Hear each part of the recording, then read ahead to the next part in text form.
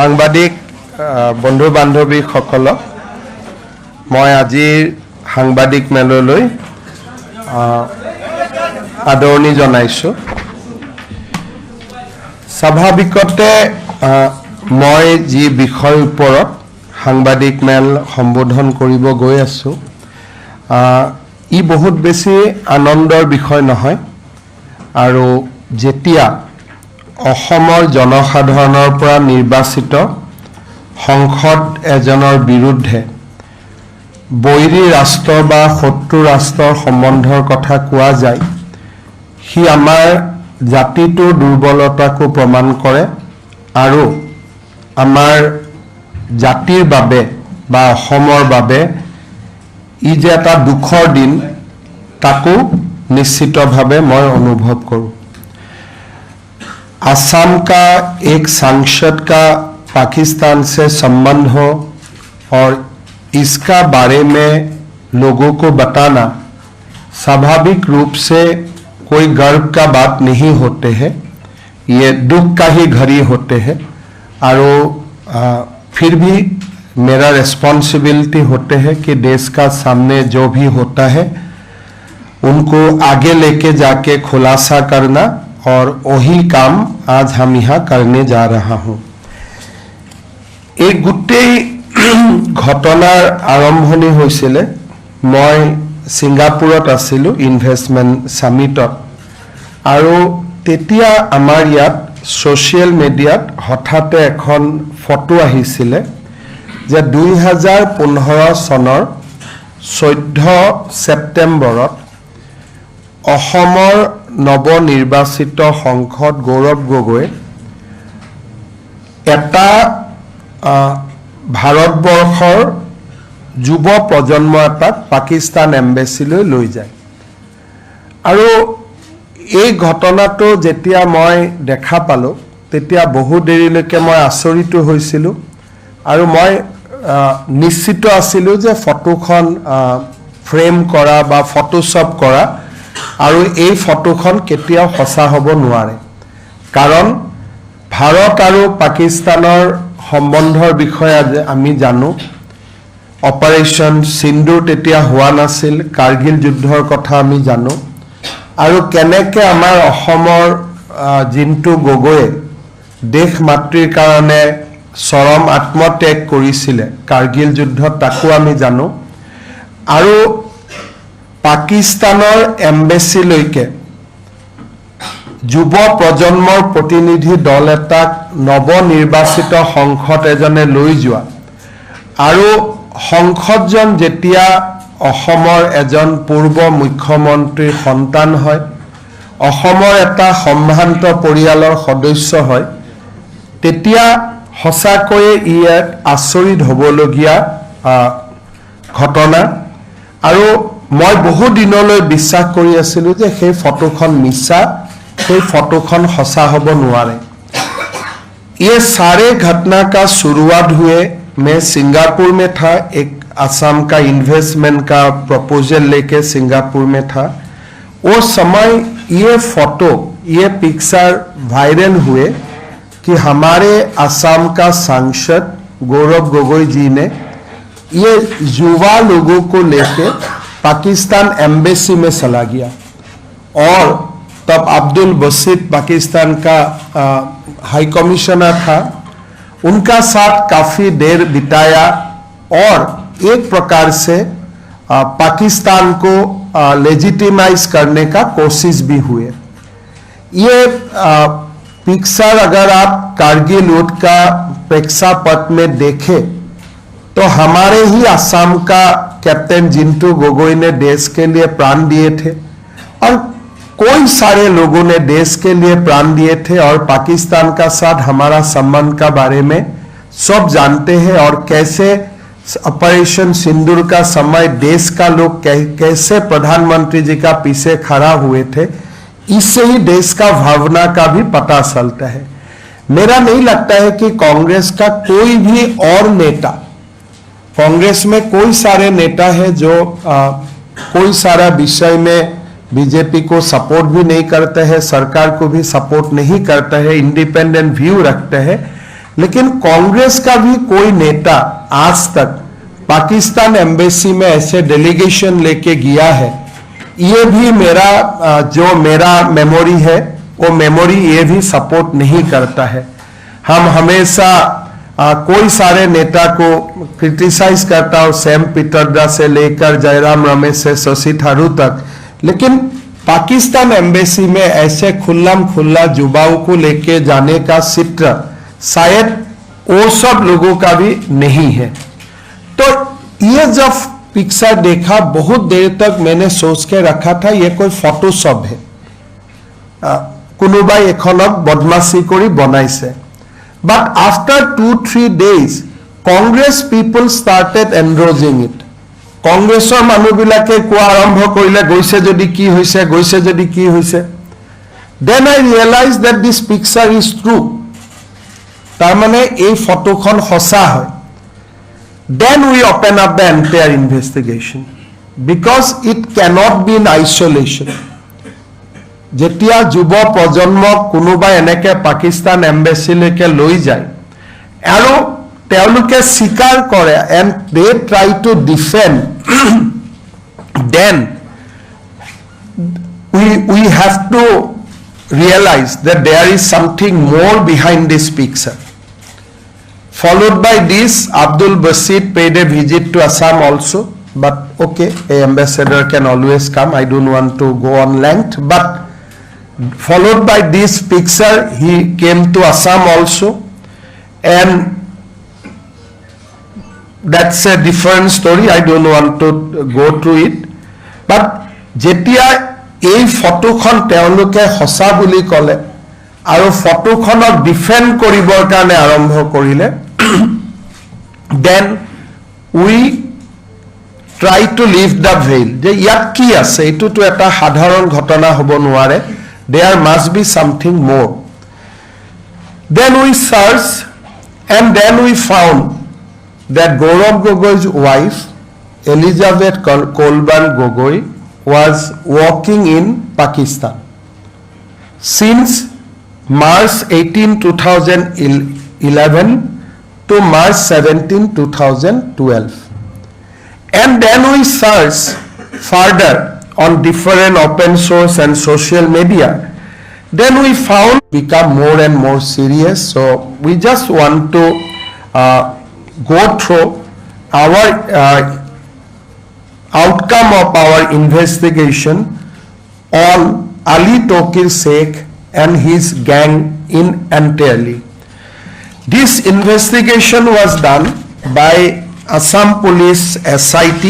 A case was registered on our CID police station, and yesterday Cabinet, after going through the report, Cabinet is of the opinion that this matter should be investigated by a central agency, and we have decided to refer the matter to the Ministry of Home Affairs for further investigation, and case will be transferred to central government once we get affirmative reply from the central government. Now let us come to our submission on Ali Tokir Sheikh. I'll request people at least to come out of that cameraman hokol okonman jodi TV tur pora he. So let us go. Ami prothom Ali Tokir Sheikhor upot kom. The presentation is English, moi Ohomiyat koi goisu. Ali Tokir Sheikh kon hoy? Ali Tokir Sheikh ejon Pakistanor probhabi nagorik. Ali Tokir Sheikh Pakistanor Planning Commissioner উপদেষ্টা আছিলে আৰু আমাৰ ইনভেষ্টিগেশ্যনে প্ৰমাণ কৰে যে তেওঁ পাকিস্তান সামৰিক বাহিনীৰ অত্যন্ত নিকটৰ। তেওঁৰ ৰেচিডেন্সিয়েল এড্ৰেছ হ'ল ইছলামাবাদ। ইয়াতে আমাৰ তেওঁৰ ওপৰত চেণ্ট্ৰেল এলিগেশ্যনটো হ'ল যে তেওঁ ভাৰতৰ আভ্যন্তৰীণ বিষয়ত হস্তক্ষেপ কৰি ভাৰতবৰ্ষখনক অশান্ত কৰাৰ এটা ষড়যন্ত্ৰ ৰচনা কৰিছিল। Now how Ali Tokir Sheikh বা Ali Tokir Sheikh এই গোটেই ইনভেষ্টিগেশ্যনটোত কেনেকৈ সোমাই পৰিলে Ali Tokir Sheikh is the CEO of Lead Pakistan. Lead Pakistan নামৰ অৰ্গেনাইজেশ্যন এটাৰ তেওঁ চিফ এক্সিকিউটিভ অফিচাৰ আৰু climate and development knowledge network CDKNৰ তেওঁ এছিয়ান হেড গভৰ্ণমেণ্ট অফ পাকিস্তানত তেওঁ ইভেন প্ৰাইম মিনিষ্টাৰে যিবিলাক কমিটি গঠন কৰে he is a member of many committees formed by government of Pakistan, Prime Minister of Pakistan in international forum. So, Elizabeth Kolban Gogoi, তেওঁ আমেৰিকাত কাম কৰিছিলে আন্ডাৰ সিনেটৰ টম উডালি তাৰ বিষয়ে আমি কম 2011 চনত তেওঁ পাকিস্তানলৈ আহে আৰু তেওঁ লিড পাকিস্তান নামৰ অৰ্গেনাইজেশ্যনটোত তেওঁ যোগদান কৰে আলী টকিৰ শেখৰ মেইন ফৰ্টেটো আছিলে যে ইণ্ডাছ ৱাটাৰ ট্ৰিটি যিখন অপাৰেশ্যন সিন্দুৰৰ পিছত গভৰ্ণমেণ্ট অফ ইণ্ডিয়াই যাক কেনচেল কৰিছিলে Ali Tauqeer Sheikh is always is of the view that Hindu জল চুক্তি পাকিস্তানৰ স্বাৰ্থত আৰু এইখন সদায় বাহাল থাকিব লাগে আৰু ভাৰতে সিন্ধু নদীৰ পানীৰ ওপৰত কেতিয়াও দাবী কৰিব নালাগে তেওঁ যেটো ক্লাইমেট একশন গ্ৰুপ আছিল লিড পাকিস্তানৰ মেজৰ ৱৰ্ক আছিল on the Indus water treaty and he used to advocate Pakistan's viewpoint on Indus Water Treaty globally. Teo jito climate actioner jito main kam asile supporting the Indus Water Treaty. Tar pisot teo climate actioner namot hodai teo Pakistanor সমৰ্থনত আৰু ইণ্ডিয়াৰ বিৰুদ্ধে political narrative সৃষ্টি কৰাৰ ওপৰত তেওঁ সদায় গুৰুত্ব দিছিল তেওঁ এনআৰসি সিএ সময়ত গুটে ওয়াৰ্ল্ডতে তেওঁ কৈ ফুৰিছিল যে ইণ্ডিয়া ইজ ডিফ্ৰেঞ্চাইজিং মুছলিম যে সিএ নামত এনআৰসি নামত ইণ্ডিয়াই মুছলিম সকলক ভোটাধিকাৰৰ পৰা বঞ্চিত কৰিছে তেওঁ অসমৰ ওপৰত তেওঁৰ উদ্দেশ্য আছিল he writes a lot of social media posts article on Assam আৰু তেওঁ কৈছিল যে পাকিস্তান আৰু বাংলাদেশৰ অসমৰ ওপৰত অধিকাৰ আছে because this is a unfinished agenda of partition Ali Tauqeer Shekhar যেটো ভিউ পইণ্ট আছিল demands Pakistan Bangladesh shared view and response on Assam Muslim population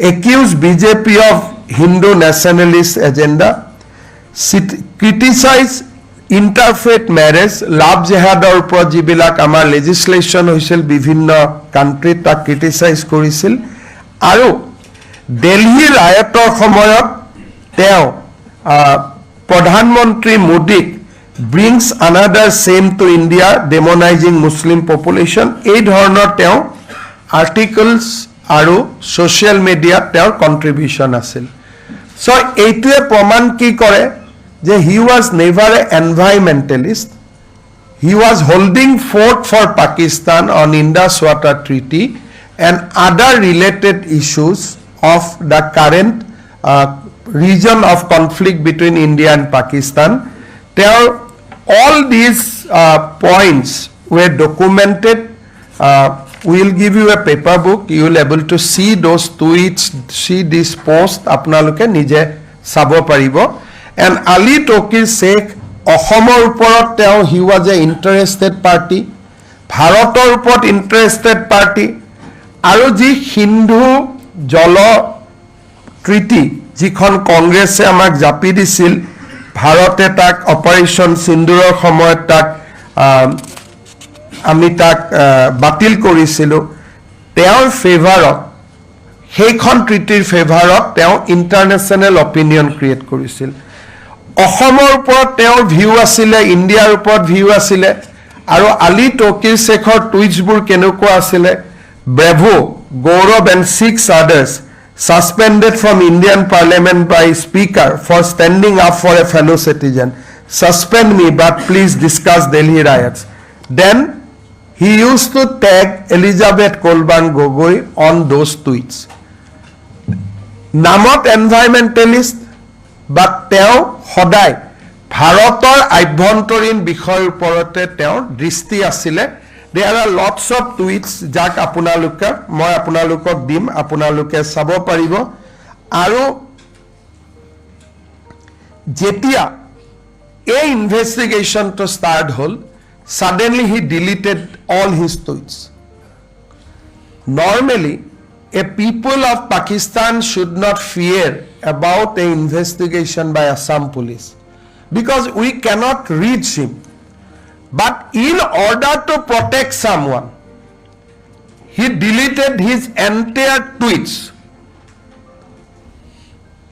Assam police কেতিয়াও পাকিস্তানৰ পৰা আলী তৌকিৰ শেখক গ্ৰেপ্তাৰ কৰিব নোৱাৰে কিন্তু যেতিয়া অসম পুলিচে ইনভেষ্টিগেশ্যনটো আৰম্ভ কৰিলে আলী তৌকিৰ শেখে টুইটাৰৰ পৰা তেওঁ কমপ্লিট ডেটা তেওঁ মচি পেলালে he close the Twitter's account for why obviously to protect someone in Assam in India because Assam police anyway cannot reach Ali Tokir so you can see the live connection যে এজন পাকিস্তানী নাগৰিকে অসম পুলিচৰ ভয়ত টুইটছ delete কৰিব পাৰে নেকি that means তেওঁ কাবাক ৰক্ষণাবেক্ষণ দিব খুজিছিল now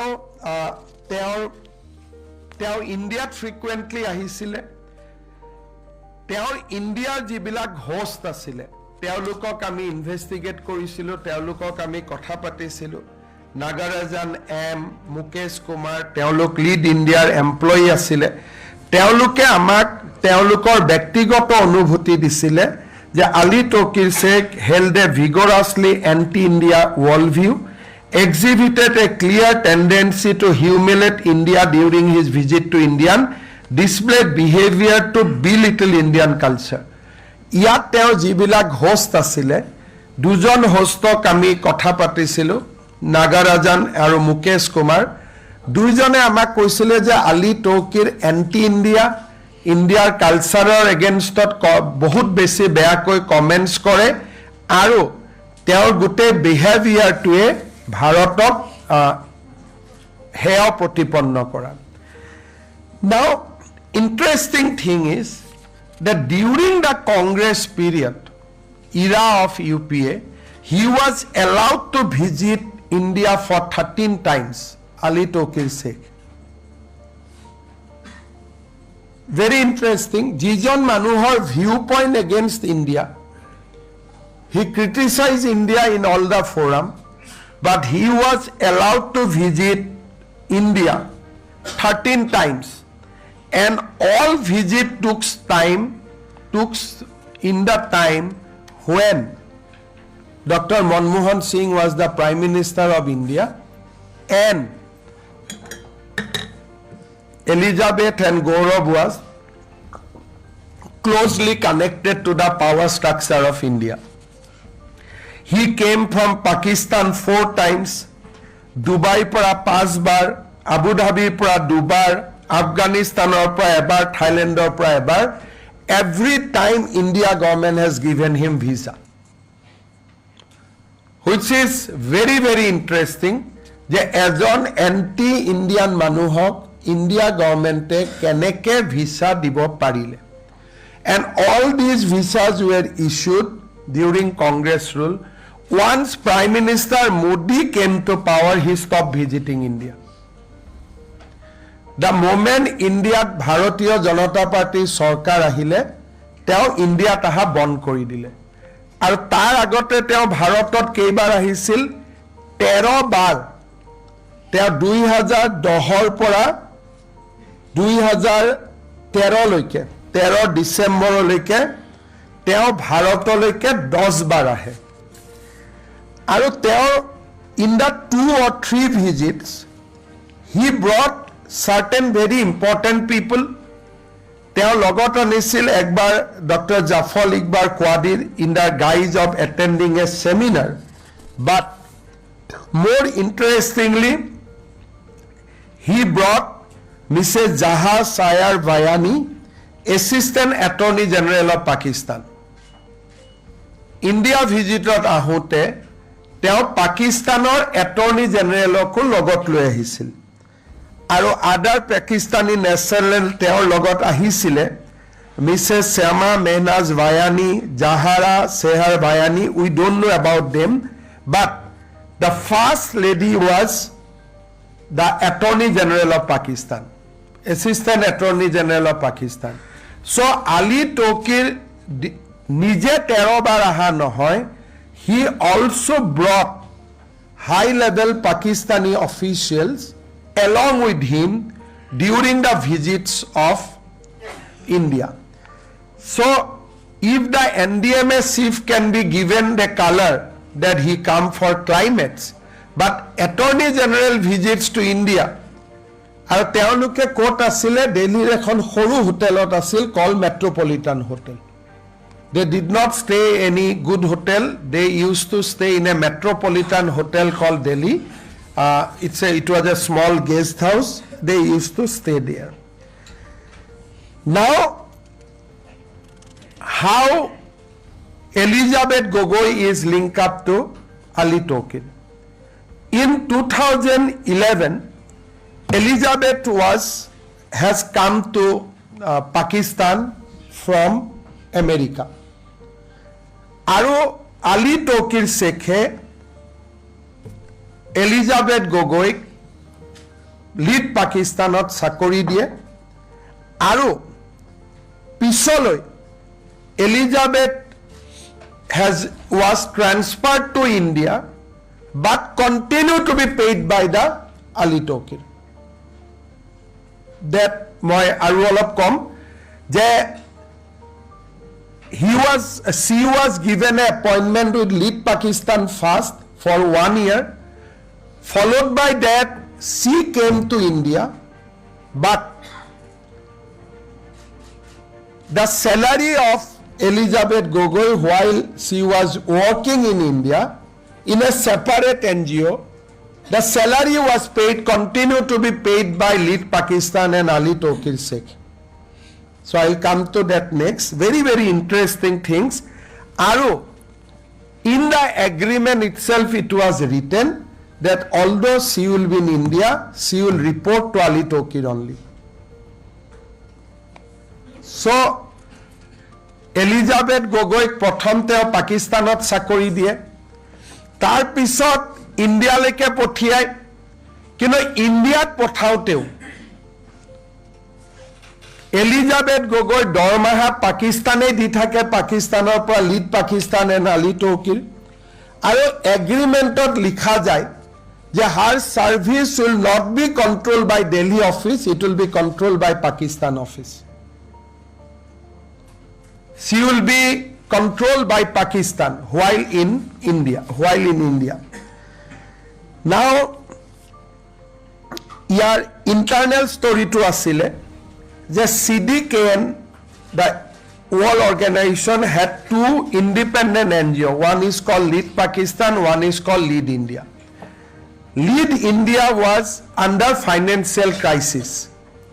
So being an Asian head, Lead India approached Ali Tokir যে আমাক অলপ টকা পইচা যোগাৰ কৰি দিব পাৰিব নেকি আমাৰ আৰ্থিক অৱস্থা বেয়া হৈছে তেতিয়া Ali Tokire Lead India কয় যে okay I will support you আমি তোমালোকক সাপোর্ট কৰিম but you have to take Elizabeth Gogoi in the payroll and she will work in India.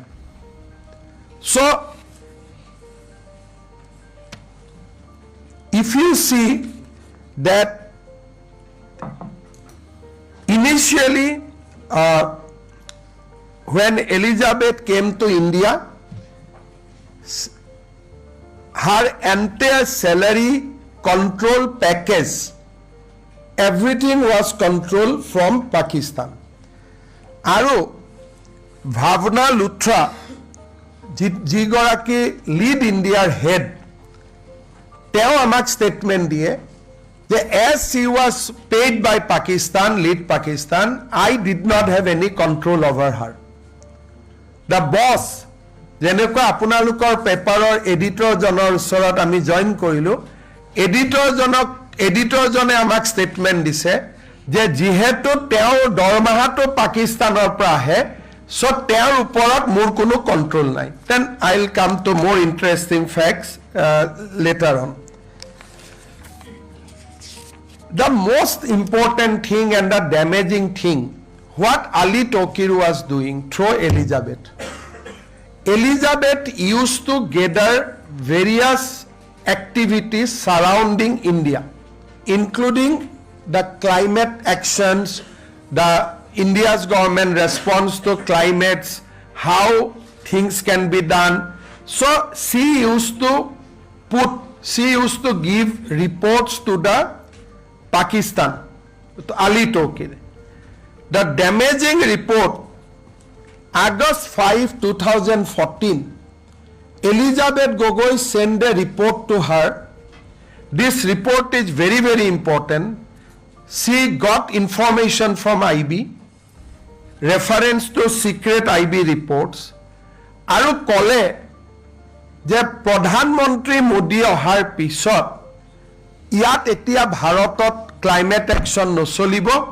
So we have to adopt a new strategy.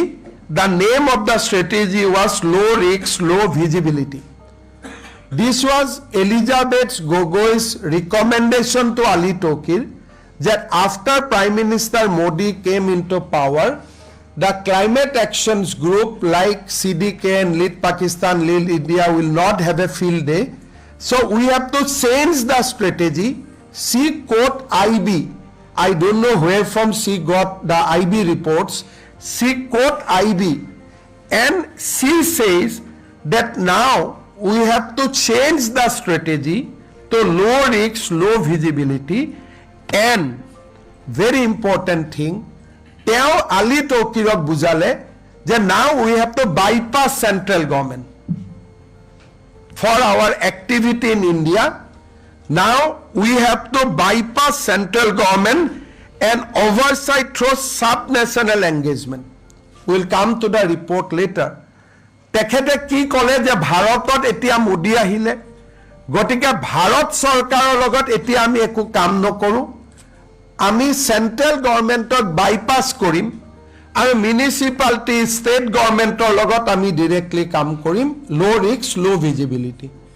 This is Elizabeth Gogoi's 45 pages report to Pakistan, and she procured certain vital IB reports. She quote according to IB. Now, who has given her access to IB? Only she will know. But in her report, she extensively quote IB, and she recommended a strategy that low visibility, low risks, and bypass the central government. আর এই রিপোর্টটো কাক দিছিলে?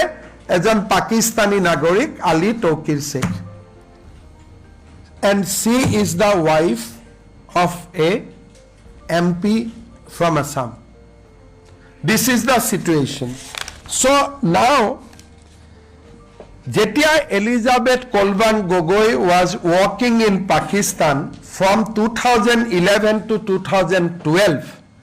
Ali Tokir Bharatot ahisil Attorney General লগত লৈ, NDMA officer লগত লৈ. Ali Tokir used to take Elizabeth also India along with him. So Elizabeth Kolban Gogoi visits, if you see the timeline, from July 13 to March 3, 2012, she visited 3 times from Islamabad to Delhi, accompanied by Ali Tokir Sheikh. So Ali Tokir Sheikh used to came to India, and Elizabeth is always accompanied by the Ali Tokir in his 3 visits out of 13 visits. So we have just আমি আপোনালোকক দেখুৱাইছো যে how Ali Tokir and Elizabeth is a part of international conspiracy. Once you will see that 45 pages reports, one Modi came, they become settled. They said that now we cannot run like this, central government will not entertain us, so let us go to the sub-national governments. And tell report to kak diye, tell report to diye Pakistani Nagorik Elizabeth Kolban Gogoi. Now let us come to the next part of my presentation, who is Elizabeth Kolban Gogoi. Let us see. So Elizabeth Gogoi is a British citizen. By religion, she is a Christian lady. So even after marriage to Gaurav Gogoi, she maintained her British citizenship as well as her own religion, Christianity. So nothing has changed. Gaurav Gogoi biya koruar pisot Elizabeth Gogoi nijor eku porichoy eri dia nai. Tekhet etiao British citizen and teo etiao Christian dharmot বিশ্বাস কৰে. Now Elizabeth Gogoi started her professional career with Senator Tom Udali of America. Now, who is Senator Tom Udali? That is also very interesting thing. After Bin Laden was captured and killed, America stopped all financial assistance to Pakistan. Now, there was a Senate committee where Tom Udali was the member, and Tom Udali recommended that America should restart financial aid to the Pakistan.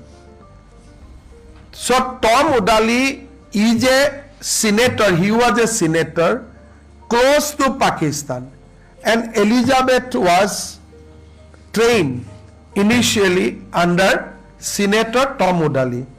We have documents to prove that Senator Tom Udali actually received lot of election donation from George Soros Foundation. So these are on record. We have next page, I have annexed all the links. So the Tom Udali George Sorosor পৰা টকা পাইছিলে আৰু পাকিস্তানক আমেৰিকাই নিৰন্তৰ সহায় কৰি থাকিব লাগে বুলি তেওঁ ৰিপৰ্ট দিছিলে সিনেটত. বিন লাডেনক ধৰা পৰাৰ পিছত আমেৰিকাই পাকিস্তানক টকা দিয়া বন্ধ কৰিছিলে, and Senator Tom Udali restarted the financial collaboration with the Pakistan. So Elizabeth started her career with this gentleman called Tom Udali. Then let us come to her Pakistan trip. So Elizabeth joined Pakistan, lead Pakistan in March 18, 2011. March 18, 2011 tarikhe Elizabeth Kolban Gogoi came to Pakistan and joined there as a consultant. Aru jitu contract period asile, the contract period was from March 18 to March 17, 2012. 1 year contract. Teo dormaha kihot asile? Prothom 6 মাহ teo 2 lakh Pakistani toka loisile, second 2 lakh 50,000 loisile. When we confronted her that whether you had a Pakistani account, she said yes, I had a Pakistani account. We asked her whether you have closed it now. She refused to answer. So we have every reason to believe that Pakistani account is still alive. But Gaurav Gogoi in his election affidavit has not mentioned about this Pakistani account. So Assam police jetia koisile je apuni 2011 পৰা 2012 লৈকে পাকিস্তানৰ কাম কৰিছিলে, মাহত 2 লাখ, তাৰ পিছত 2.5 লাখ, আজিৰ Indian মানিত it will be 5 lakhs. যে এই দৰমাহাৰ টকা ক'ত জমাত হৈছিল? বোলে মই পাকিস্তানী বেংক একাউণ্টত জমাত হৈছিল. আমি খুদিছিলো বেংক একাউণ্ট এতিয়া আছে নে নাই? She refused to answer. তেখেতে আমাক উত্তৰ দিব খোজা নাছিলে Now you see a interesting timeline March 18 2011 to Elizabeth joined lead Pakistan April 27 11 she got an appointment letter from lead India within 1 month First March 18 2011 she joined lead India for 1 year but April she got an appointment letter from lead Pakistan but the appointment letter is such that মই আজি appointment দিলো কিনা আপুনি join কৰিব এক বছৰ পিছত तो लीड इंडिया তেওঁক अपॉइंटमेंट दिले दे मैं आज से आपको अपॉइंटमेंट लेटर दिया हूं बट आपका ज्वाइनिंग डेट 1 साल का बाद कहीं आपने सुना है ऐसा अपॉइंटमेंट लेटर कि 1 महीना देते हैं लेकिन उनको ज्वाइनिंग टाइम 1 साल दिया गया क्यों so that she can be groomed under Ali Tokir for 1 year she had a valid appointment letter in India but appointment letter was a very interesting that you will come to India after 1 year now who says that send the appointment letter Bhavna Luthra so we asked Bhavna Luthra how you met Elizabeth well I don't know I just send an appointment letter now Bhavna Luthra says that Elizabeth was physically in Pakistan at the signing of the contract. She signed in India and implication was laid down a preparatory timeline which we can call training also under Ali Tokir's sake. Ji goraki manuhe teok appointment dise Bhavna Luthra teok ketiao Elizabethok logu poa nai She just sent the appointment letter to Islamabad. Now, appointment letter ki hol?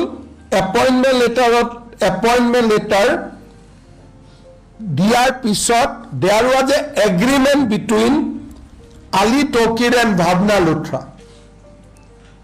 Agreement khonot ki likhile je Elizabeth tumar tat Elizabeth ase but she will be managed by me it is a part of the agreement Bhavna Luthra and Ali Tokir these are the parties they signed the agreement saying agreement explicitly assigned Elizabeth Colden the responsibility to build partnership policy maker research civil society in India Pakistan aro ভাৰতৰ মাজত চুক্তি হৈছে between Ali Tokir and Bhavna Luthra আৰু সেই চুক্তিৰ আধাৰত Elizabeth has been appointed in India আৰু what was the job of the Elizabeth and Bhavna Luthra আৰু সেই চুক্তিৰ আধাৰত Elizabeth has been appointed in India আৰু what was the job of the Elizabeth to enter into the civil society policy makers and researchers they এই তিনিটা শ্ৰেণীৰ লগত Elizabeth will work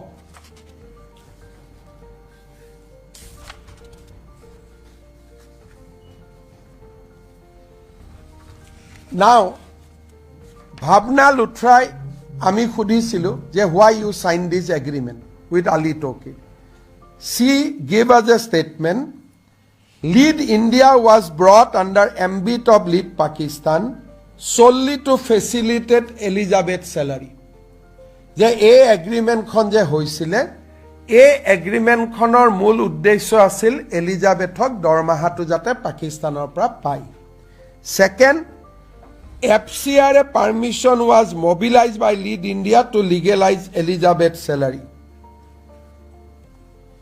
Elizabethe India join কৰাৰ পিছত পাকিস্তান গৈয়ে থাকিলে কেইবাৰ পাকিস্তান গল আমি দিম আকৌ she keeps on traveling to Pakistan and every Pakistan trip was sponsored by lead Pakistan she is an employee of lead India but her Pakistan trip is being sponsored every time by the lead Pakistan second that as I said, that whenever Ali Tokir come to lead India office, he is always accompanied by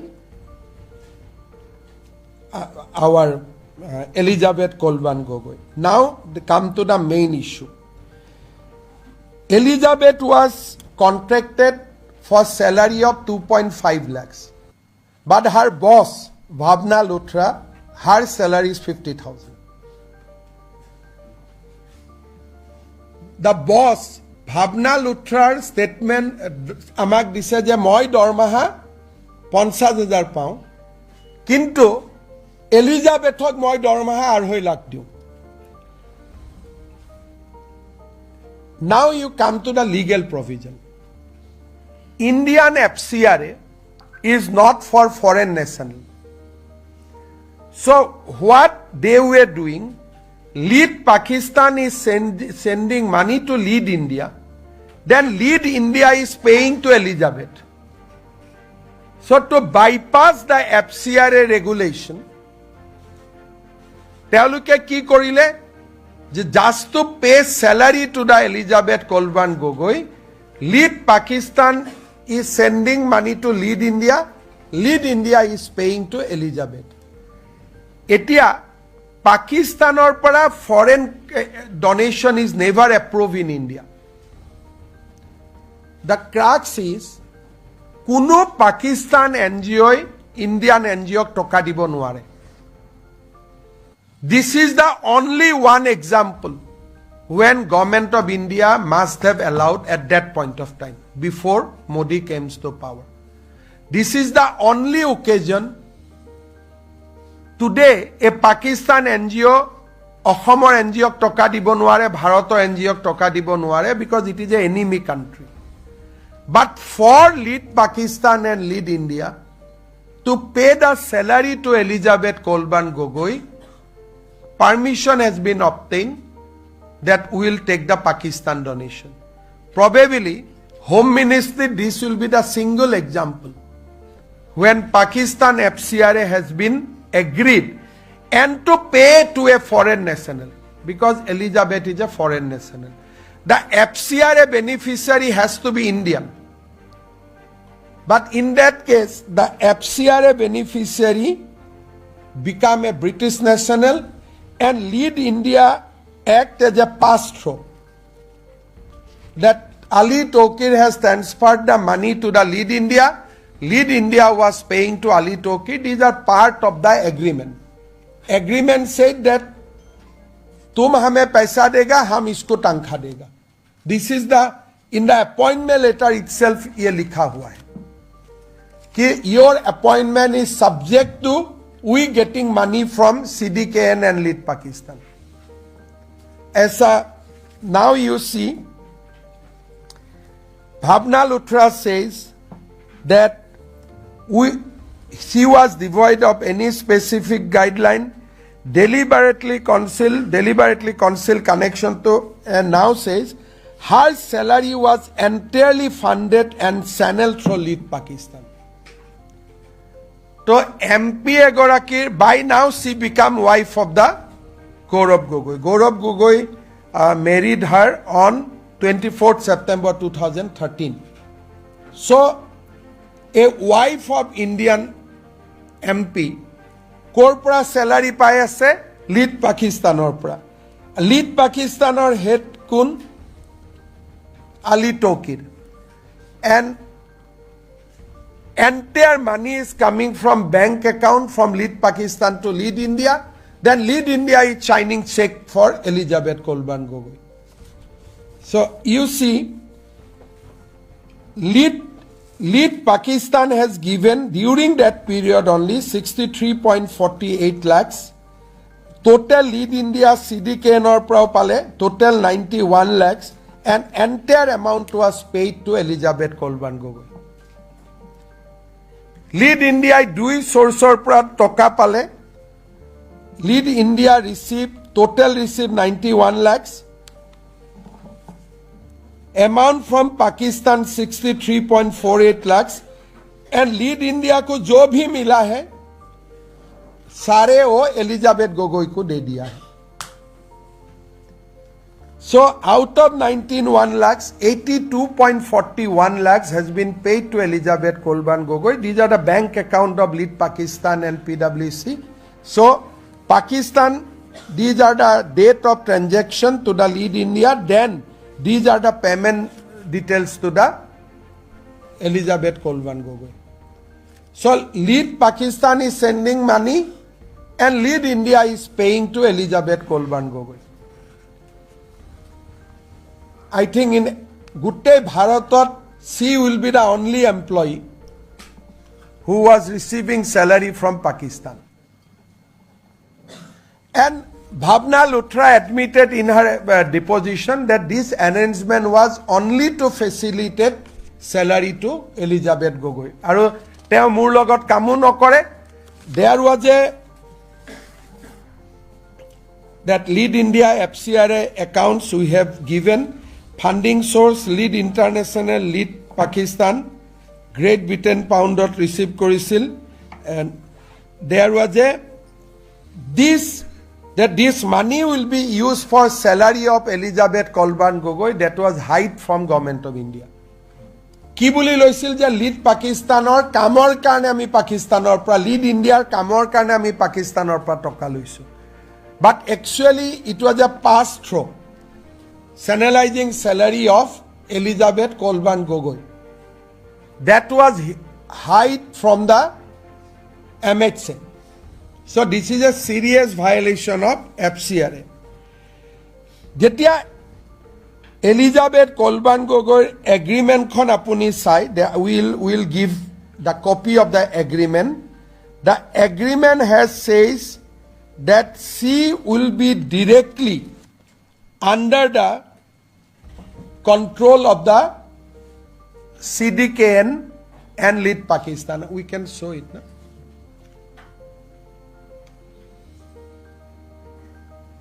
You can see CDKN program. India is part of the overall NS and directed by Lead Pakistan and One Partnership Delivery Alliance. As such, the personnel in the statement of work normally manage and their work overseas and approved by the Asian Regional Director. ऐसे कोई appointment letter अपना लोग क्या देखी से? The C will be managed by the Asian Regional Director, that is Ali Tokil.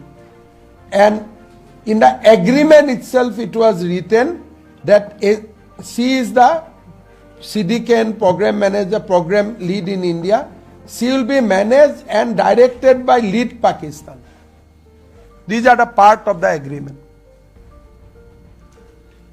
A sitting MP's wife is being managed by Pakistan. These are the documents which we seized during our investigation process. Agreement ki likha ase je Elizabeth Kolban Gogoi Indian office manage koribo nuare. She will be control and manage. Teo Porisalona Ali Tokure Islamabador prai koi theba tat Islamabador namu ase. So this is a unique employment arrangement. So we consider this as a shadow employee of Lead Pakistan. Because Lead Pakistan is paying her, she is reporting to Lead Pakistan. That means from 2011 she started up to 2015, these 4 years she was managed by Pakistan. Salary came from Pakistan. And we have all the bank details. Lead Pakistan yat poisa pothua. Lead Pakistan Elizabeth Kolban Gogoi payment kora. Entire things are in our possession. This agreement has also been officially confiscated under relevant section of Indian law, and we confiscated it from Lead India office. And she herself told us, the Bhavna Luthra amak nije koise, that she is being controlled by Pakistan, and this line clearly indicates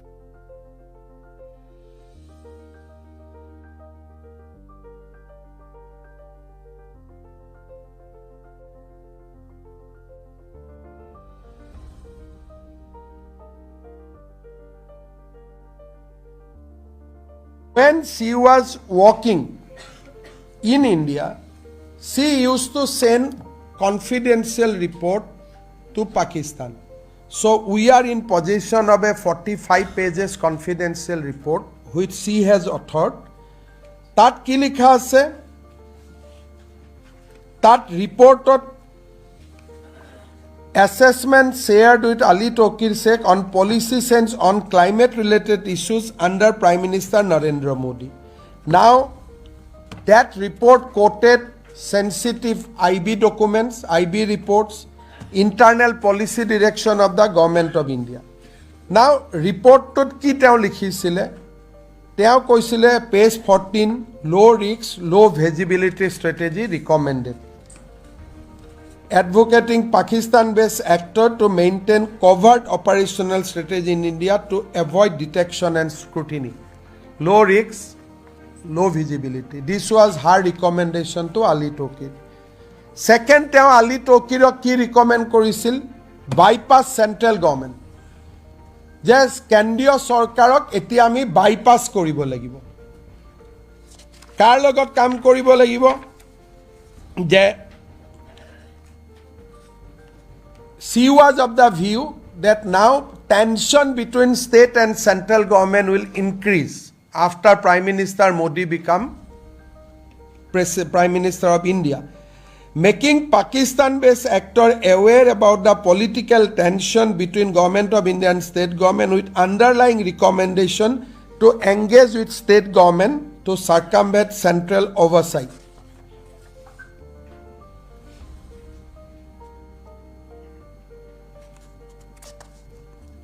She herself says that my job is to work with the policy makers and all. So this is her report, and we in our paper book you will get the report that her recommendation was bypass central government and work with the sub-national agencies. So Indian MP এজনৰ পৰিবাৰে এনেকুৱা report যদি author কৰে, who help her? Next, let us see যে তেওঁ যেতিয়া ইণ্ডিয়াত কাম কৰিলে, পাকিস্তানৰ পৰাটো ইণ্ডিয়াত আহিলে। নাও এতিয়া আমি দেখা পাওঁ যে she visited লিড ইণ্ডিয়াত কাম কৰি থাকোঁতে তেওঁ দিল্লীৰ পৰা ইছলামাবাদ গ'ল 6 বাৰ। She has traveled from Islamabad to India 3 times when she was working with Lead Pakistan. But when she was working with Lead India, 6 বাৰ তেওঁ ইছলামাবাদ গৈছে। আৰু যেতিয়া চাকৰি বদলালে, অক্সফোৰ্ড পলিসি ম্যানেজমেন্ট এটা বেলেগ এটা অৰ্গানাইজেশনত সোমালে, that time she visited 3 times. So 9 বাৰ ভাৰত আৰু পাকিস্তানৰ মাজত আৰু 3 বাৰ পাকিস্তান থাকোতে ভাৰত। আৰু যেতিয়াই তেওঁ যায় তেখেতে এয়ারপোর্টে দি না যায়, she always use the Atari border. He used to cross Pakistan, probably to make it low key, always through Atari.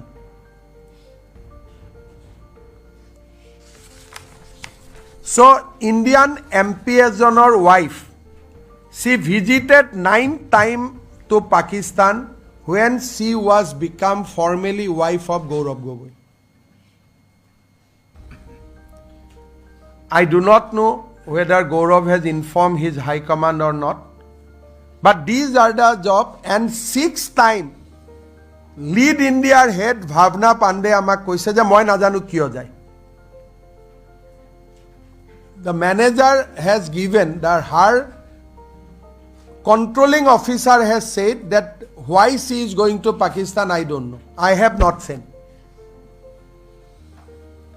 Now, why she is traveling so frequently at that point of time between India and Pakistan? So, we are summing up links to George Soros via Senator Tom Udali, employment with lead Pakistan, refused to disclose Pakistani bank account, predetermined employed contract with Lean India, shadow employment arrangement to facilitate salary 500 higher, Bhavna Pandey reporting authority koi 5% higher, primary beneficiary of 82 lakhs from Pakistani FCR account, no oversight from Lead India management reported directly to Pakistan, transmission of confidential report to Pakistan, report contain reference to secret IB report, advocate low risk, low visibility, recommended bypassing central government via state level, exploited center-state political tension in intelligence report, joint pre-employment travel with Ali Tokir, sixth unauthorized visit. Because why we are saying unauthorized? Because her reporting bosse najane kiyo goise. 6 bar unauthorized visit and 3 additional Pakistan visit after she joined Oxford Policy Management. So sitting MP egorakir ghoiniyeke 9 bar Pakistanor logot up and down korise, prior to marriage 3 times, post marriage 9 times. And he is the deputy leader of our Congress Parliamentary Party. So this is what our finding on Elizabeth Kolban Gogoi. Now come to Gaurav Gogoi. So we know that what is his. So Gaurav took a very confidential visit to Pakistan. Why we say confidential, I'll tell them. He went to Pakistan in December 14, 2013 and stayed up to December 24. So it was a visit which was there for 10 days. Usually Pakistanot 10 days visitor karne, you can analyze that Pakistan is not a tourist place that 10 din goi tate thakibo. When he was being questioned in Assamese media that why you have gone to Pakistan, then he said, my wife is working in Pakistan, my mat logabo goisilo. But Elizabeth Kolban Gogoi came to India on 1st June 2012. She joined Lead Pakistan. So jetia Gaurav Gogoi Pakistanot goisile, Gaurav Gogoi পৰিয়ালে বা পৰিবাৰে পাকিস্তানত কাম কৰি থকা নাছিলে. She was working in India, but Gaurav tried to explain to the Assamese media that my wife was at that point of time in Islamabad. That is why I visited. But that is false, because Elizabeth Kolban Gogoi joined Lead India on 1st June 2012 with headquarters in Delhi. But he visited Pakistan December 14, 2013 to December 2024. Again, to keep the visit a low profile, he decided to go by Atari border. Now, Atari border di par hoy. At that point of time, Gaurav was residing in the residence of Chief Minister Assam. That point of time, his father was Chief Minister of Assam. Assamor Mukhyamantri Bahobhavanot thake. Definitely, it is a very important visit. Ami Assamor SB khudisilu de whether you have been informed. They said that we were not informed.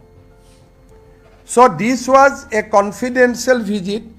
Before, up to December 2013, he was active in social media. On return, December 25th, he started his social media, but that 10 days was digitally, he was silenced. He did not post any photograph of his visit to Pakistan, nothing. He was just out of radar 3 days. Now, let us come to the more important point. As you know, that there is a set of diplomatic engagement between India and Pakistan, that visa is city specific.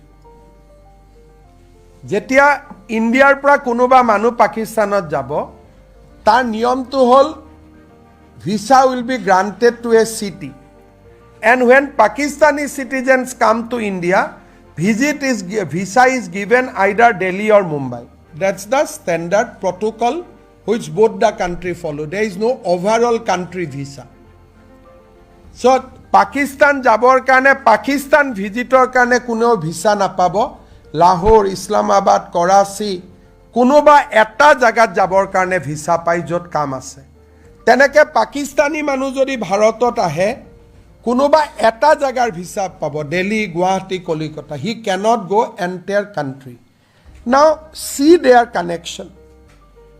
Gaurav and Elizabeth traveled together on 15 December with a visa stamp which will show you.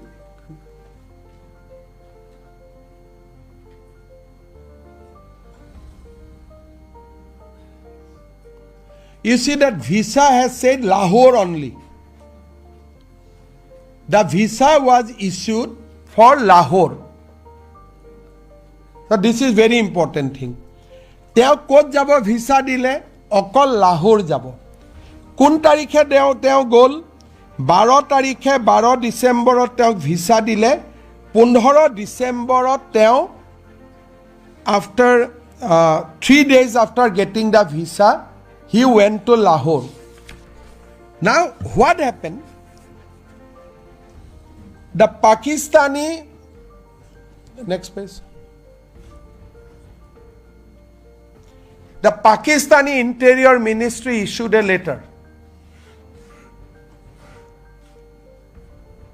saying that he is also allowed to visit Islamabad and Karachi.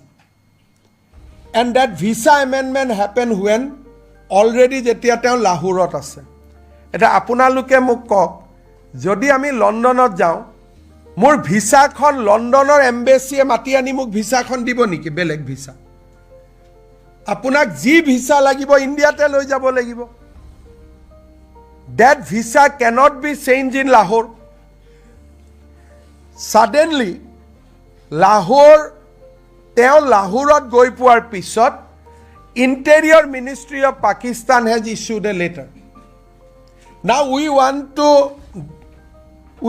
this letter from Gaurav Gogoi. Letter khonot ki likha asil? But you can clearly read so and so allowed to visit Islamabad and Karachi. Fight Ministry of Interior Government of Pakistan letter dated 16/12/2013.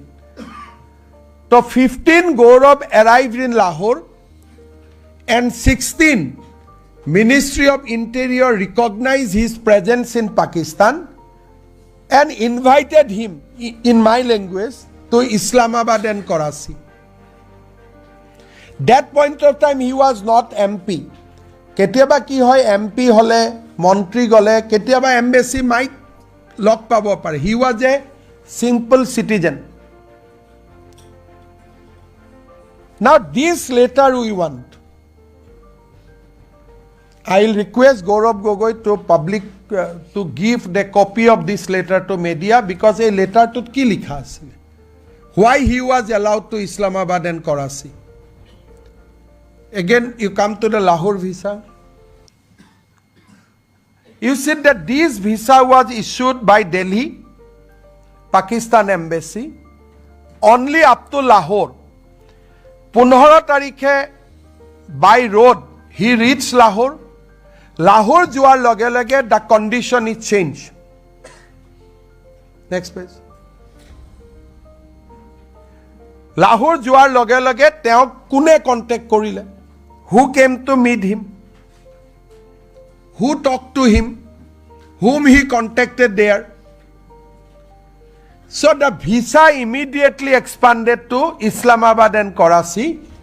Visa khon borhai dile je Islamabadu jabo paribo, Karachiu jabo paribo. Fight the Interior Ministry's letter. Interior Ministry means what? In Pakistan, that is the Home Ministry. That means Gaurav Gogoi has a live link with the Pakistan Home Department. After this 10 days visit, as we told that 10 days he remained digitally silenced. But after this visit, that person changed completely. How he changed completely, I'll tell you. After this visit, after 10 days in Pakistan, the person changed completely. So I appeal to Gaurav Gogoi, we don't need any other clarification. At least give a copy of this letter, and this we have collected from his own passport. It is not that he has surrendered his passport to the MEA to obtain a diplomatic passport. This stamp is there in his own passport, and Assam Police SIT has confiscated that passport. So this is the interior letter was dated 16/12. I will again recall Captain Jintu Gogoi. Jintu Gogoi হত্যা কৰা পাকিস্তানে, why they will allow Gaurav Gogoi red carpet?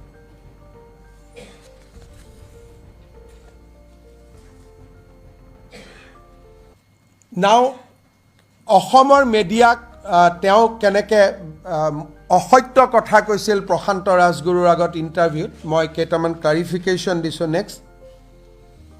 Next নাই এইটো unanswered question. মিডিয়াত we can show' the media. Gaurav Gogoi, আমাৰ প্ৰশ্ন, আপুনি পাকিস্তানলৈ কিয় গৈছিল? পাকিস্তানত মই 2013-14 চনত যেতিয়া মোৰ সেই সময়ত মোৰ সহধৰ্মিনী কাম কৰি আছিল তেখেতৰ লগত. নাও কাম বেক. চ' কেনেকৈ অসমীয়া মিডিয়াক কি ক'লে যে মোৰ পৰিবাৰে তাত কাম কৰি আছিলে? নাও কাম.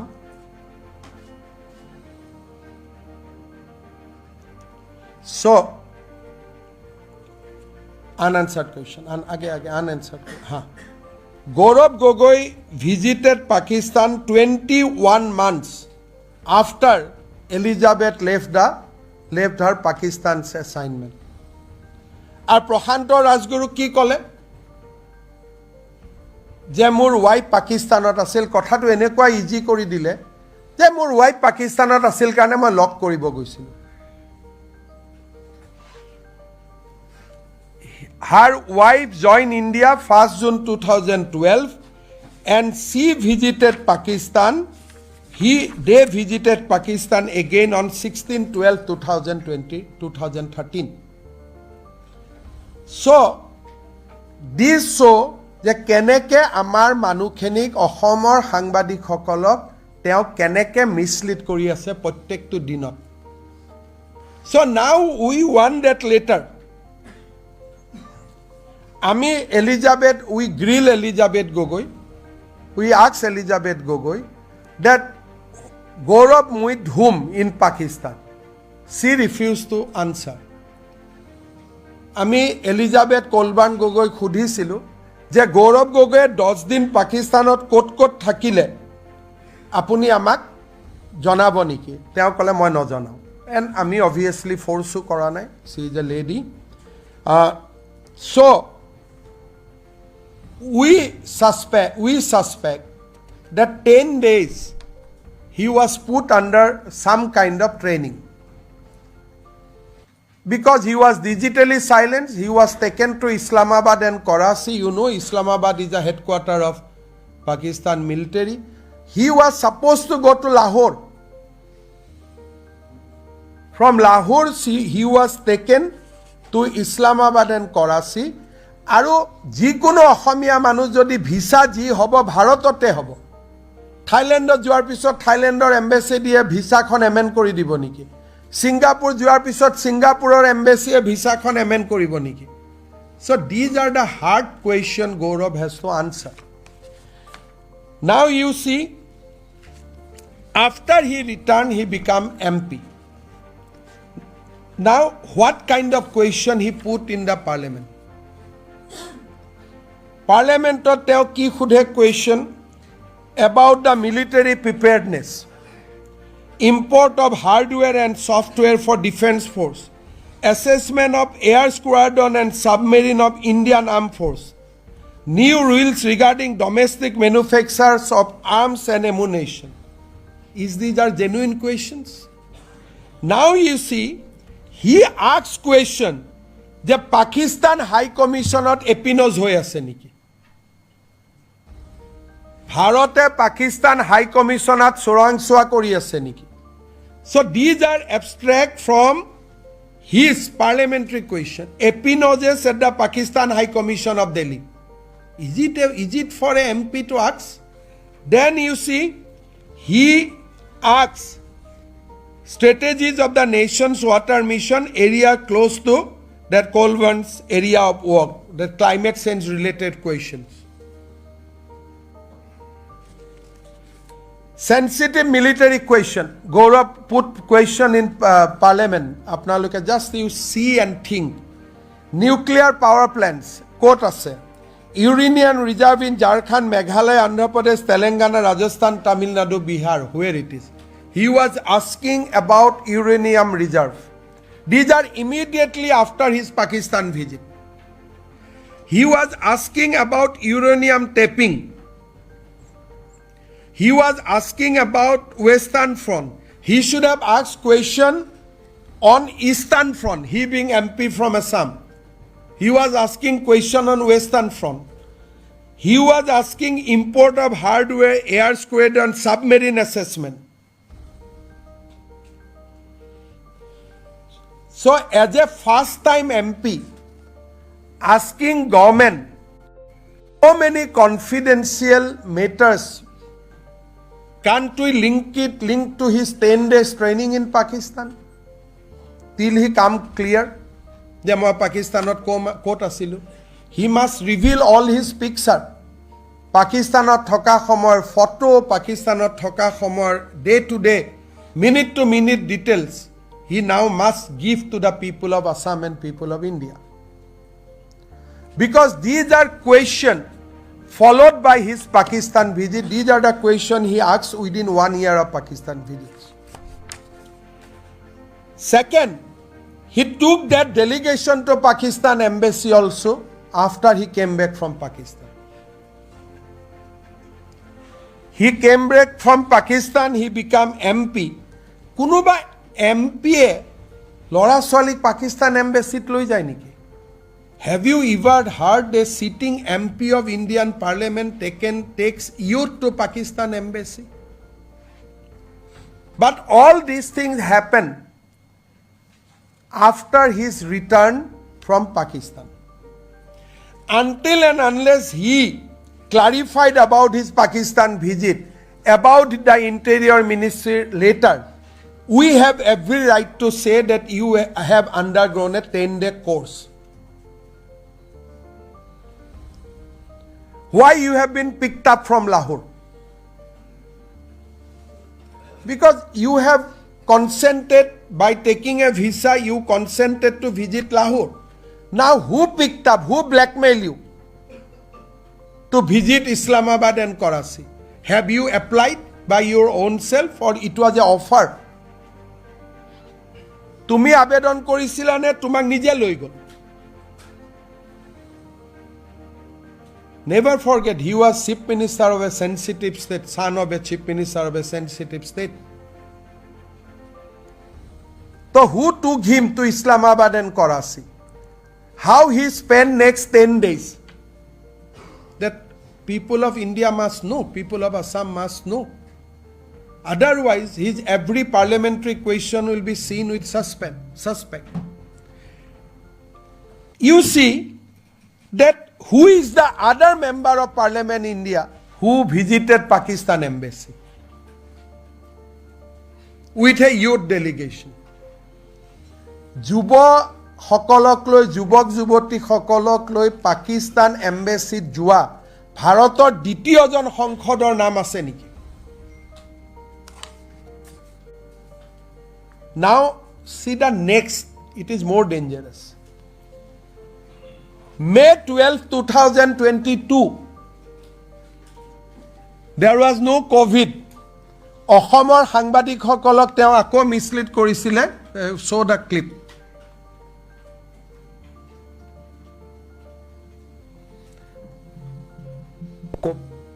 সৰু ছোৱালী জন্ম হ'ল তাতে জন্ম হ'ল যিহেতু কোভিডৰ সময়ত ইয়াত হস্পিটেলৰ অৱস্থা অলপ সংকটজনক স্থিতিত আছিলে তো তাইৰো ব্ৰিটিছ পাছপৰ্ট হ'ল আৰু ল'ৰা ছোৱালীৰ লগত অহা যোৱা কৰোঁতে যদিও মোৰ ল'ৰা দিল্লীত জন্ম হ'ল তাৰ ইণ্ডিয়ান পাছপৰ্টটো ল'ৰা ছোৱালীৰ দায়িত্ব বেছিভাগ মাকৰ লগত থাকে আৰু ৰাজনৈতিক পৰিয়ালটো গোটেই দায়িত্ব মাকৰ লগত থাকে তো তেওঁ আমি তেখেতৰ সৰু ল'ৰা ছোৱালী আমি কৈছোঁ যে তুমি মাকৰ লগত থাকা আহোঁতে যাওঁতে বাছ যদিও তুমি দিল্লীত পঢ়া শুনা কৰা দিল্লীত তুমি ক্ৰিকেট বিৰাট কোহলি ভাল পোৱা জসপ্ৰীত বুমৰা ভাল পোৱা কিন্তু মাকৰ লগত থাকিলে আমাৰ এইটো সুবিধা হয় চ' কি কৰে মাকৰ লগত থাকিব দিলে so' his mother stayed were in Delhi only but what he did on March 12, 2022 he visited the passport office in India and surrendered his son's passport, Indian passport. Show the letter.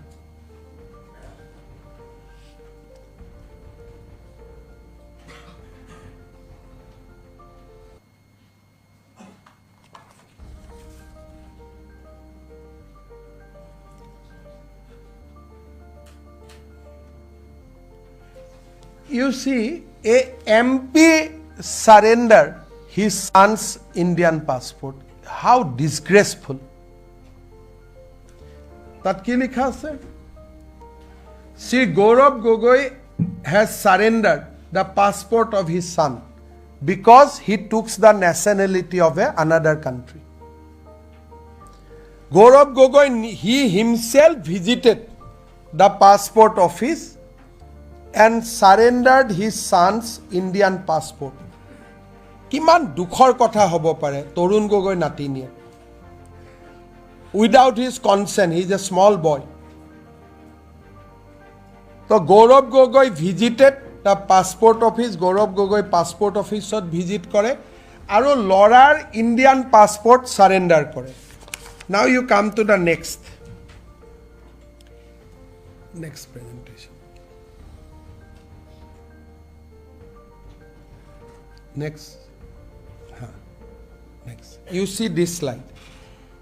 যেতিয়া মাষ্টাৰ কবিৰ গগৈৰ Indian passport আছিলে his religion was written as a Hindu. So when the first elder son has an Indian passport, the religion was written as Hindu. But when he acquired British citizen, they stopped writing the religion of his son. Now, his youngest daughter, Maya Gogoi, she is having a British passport from beginning, and she declared in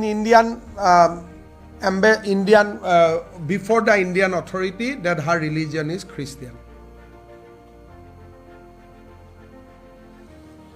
Mother says that I am a Christian. The daughter says I am a Christian. Small girl, they do not know also. May 2020 জন্ম হৈছে 5 years old kids. তো ছোৱালীজনীক জন্মৰ পৰাই Christian ল'ৰাজনৰ পাছপৰ্টত হিন্দু আছিলে now it has been shifted to blank. That means it is in the process.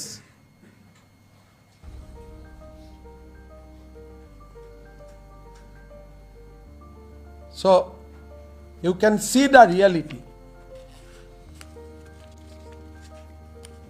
And they are not 18 years. তৰুণ গগৈৰ religion তেওঁলোকৰ অধিকাৰ হয় তৰুণ গগৈৰ নেশ্যনেলিটি তেওঁলোকৰ অধিকাৰ হয় 18 বছৰ পিছত নিজে কিবা কৰিব nobody will question. But a sitting MP surrendered Indian passport. We can show you that religion blank. Agot religion Hindu asile. In the we will give you the. So?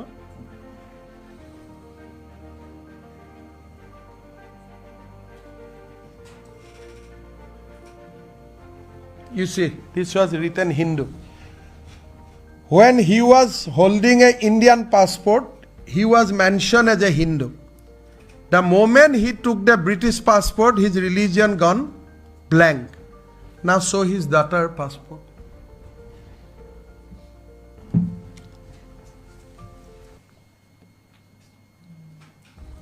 The family has three people having British passport. He is the lone Indian citizen. Saritar family, tinijone British passport ase. Ejon Indian citizen hoy ase. Sarijonar bhitor dujon Christian, ejon blank, aru ejon Hindu. Who will be our Chief Minister?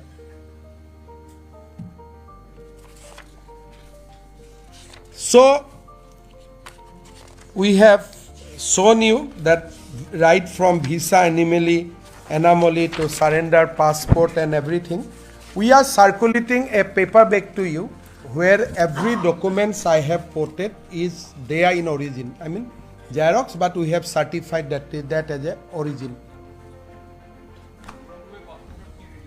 Gaurav Gogoi passport or Hindu. He is the in his home, he will be always in minority. Any motion he cannot pass. He will not be able to pass. So, in parliament also he will be always with the minority, and home also he will be always in minority. No. So, paper back to Didi was okay. So, this documentation, as you know, that Assam government has a limitation. We cannot approach RAW. We cannot go to the Pakistan embassy. We cannot requisition the service of Interpol.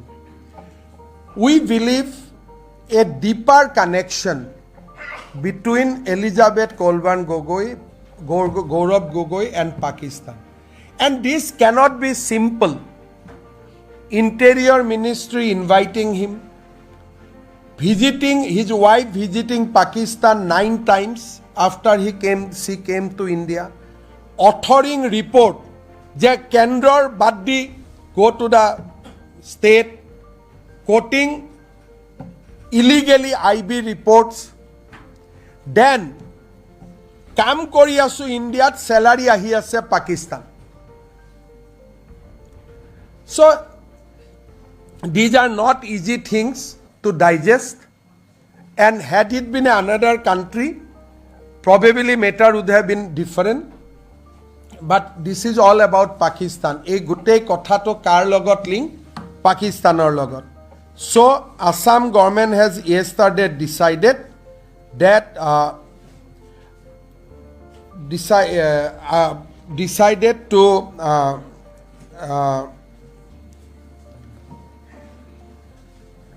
hand over the case to the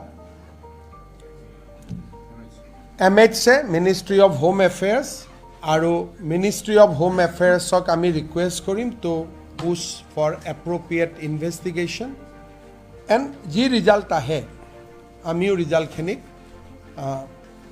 raijor agot janaboloi bhal pam. So we recommended a national level proof. Yesterday cabinet has passed. So I am open to any question. Prior to 2014, minute, one by one. Prior to 2014, there must be someone very higher ups who might have been involved. You know, like otherwise these informations, such classified informations.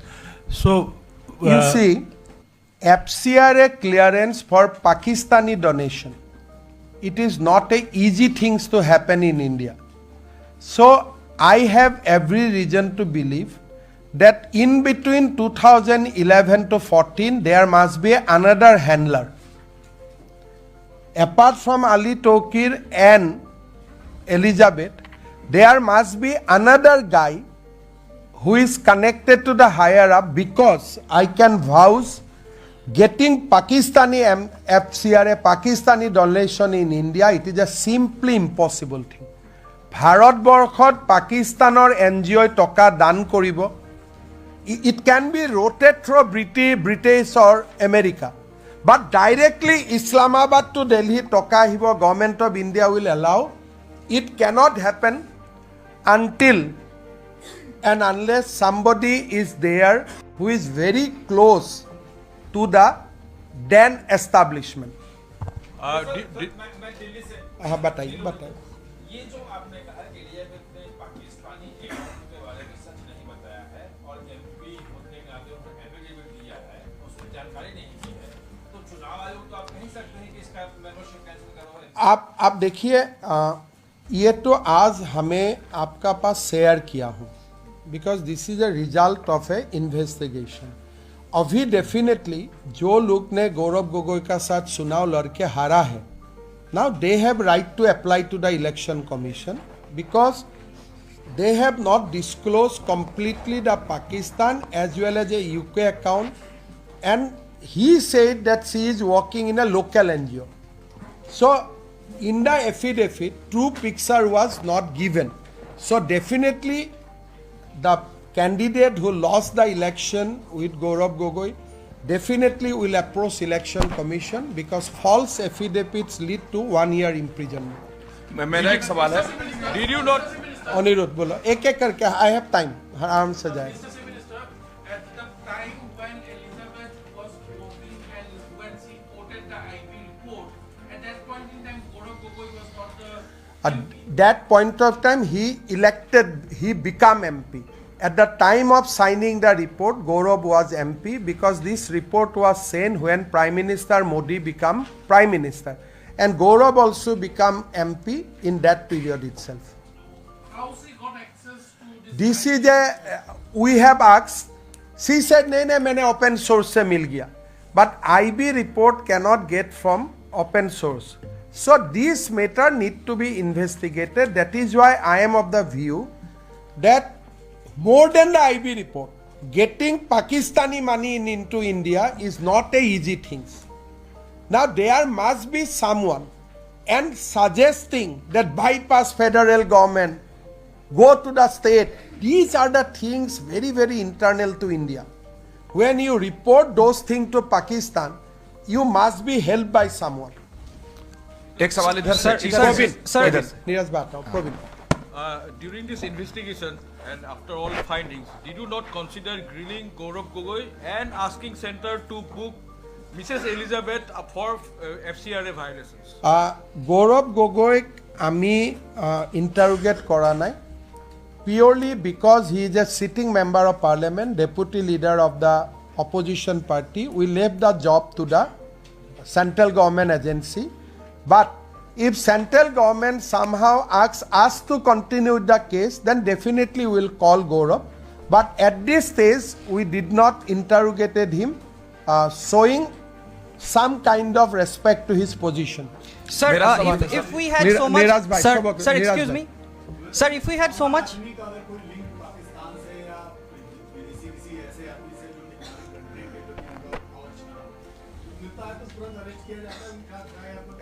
अरे एक तो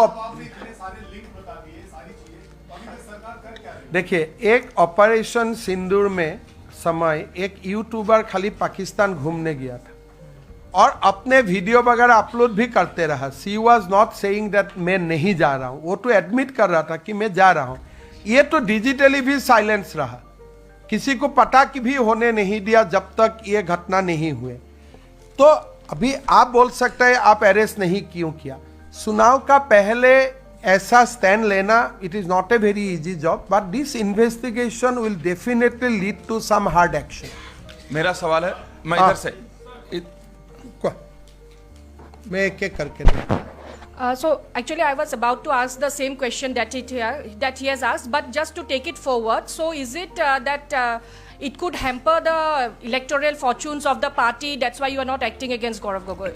Look, if I arrest him now, I will be accused of political that Himanta Sharma is doing politics before election and all. So as we have handed over the case to MHA, I am sure that logical conclusion will take place. Of course, now there will be a lot of demands from people also after I reveal today everything. So let us see, we'll examine, we'll take it to the logical conclusion. But arresting at this stage is a hard step, we don't want to take. We'll go step by step. Sir, from the last, sir. From Sir, the last, yes. Yeah. Sir, if we had so much information, why didn't you approach the central government earlier? Given the sensitive issue of national security, a central inquiry should have been already initiated. But I think our police was doing a better job. So state police was doing a better job. Can you imagine any other state police to get hold of those such documents? Can you imagine anybody will get the Gaurav Gogoi's passport without interrogating him? So you must compliment SIT of Assam for a finer level of inquiry. Gaurav Gogoi pocket thoka passport we accessed it. So it is not a easy things. Amar Assam police or SIT bahut korise. But to take to the next stage, once we examined the report in cabinet yesterday, we found that यहाँ से आगे हमें नहीं करना चाहिए, central government को देना चाहिए. So yesterday cabinet in its wisdom to take a decision to refer the matter to the central government. But SIT has also recommended under what section we could have filed search sheet. So those are also there. When you see the report, we are going to give you the copy. They have already recommended the actions that under this section we can file search sheet against Gaurav Gogoi, Kolvan and Ali Toki. But we need a higher level of inquiry because you see, if from India he is going to Pakistan, we can capture. But if that lady has visited Pakistan from London, we cannot capture. Aji apnaluke sabo, Elizabeth Kolban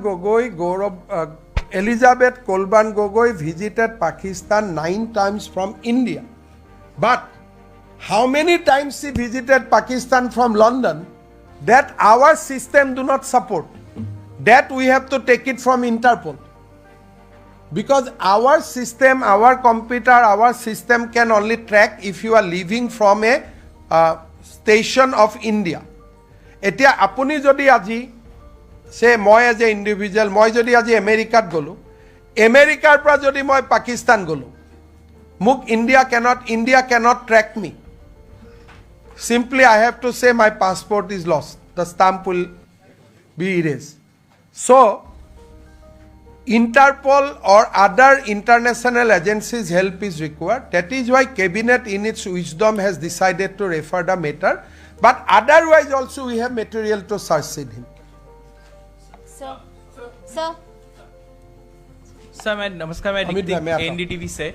sir, जिस तरीके से हम सभी जानते हैं गौरव गोगोई का क्या Congress party में क्या दर्जा है, जिस तरीके आपके इन्वेस्टिगेशन दर्शा रहा है और जो समय की आप बात कर रहे हैं, क्या आपको लगता है कि ये कांग्रेस हाईकमान जिसके साथ उनका करीबी रिश्ता है और उस तथा जो सरकार थी, ये सब जानबूझकर चुप रहा या फिर वो शील्ड कर रहे थे गौरव गोगोई को? आप देखिए, if you compare Gaurav episode with Gandhi family, after Rajiv Gandhi became MP, Sonia Gandhi became Indian citizen.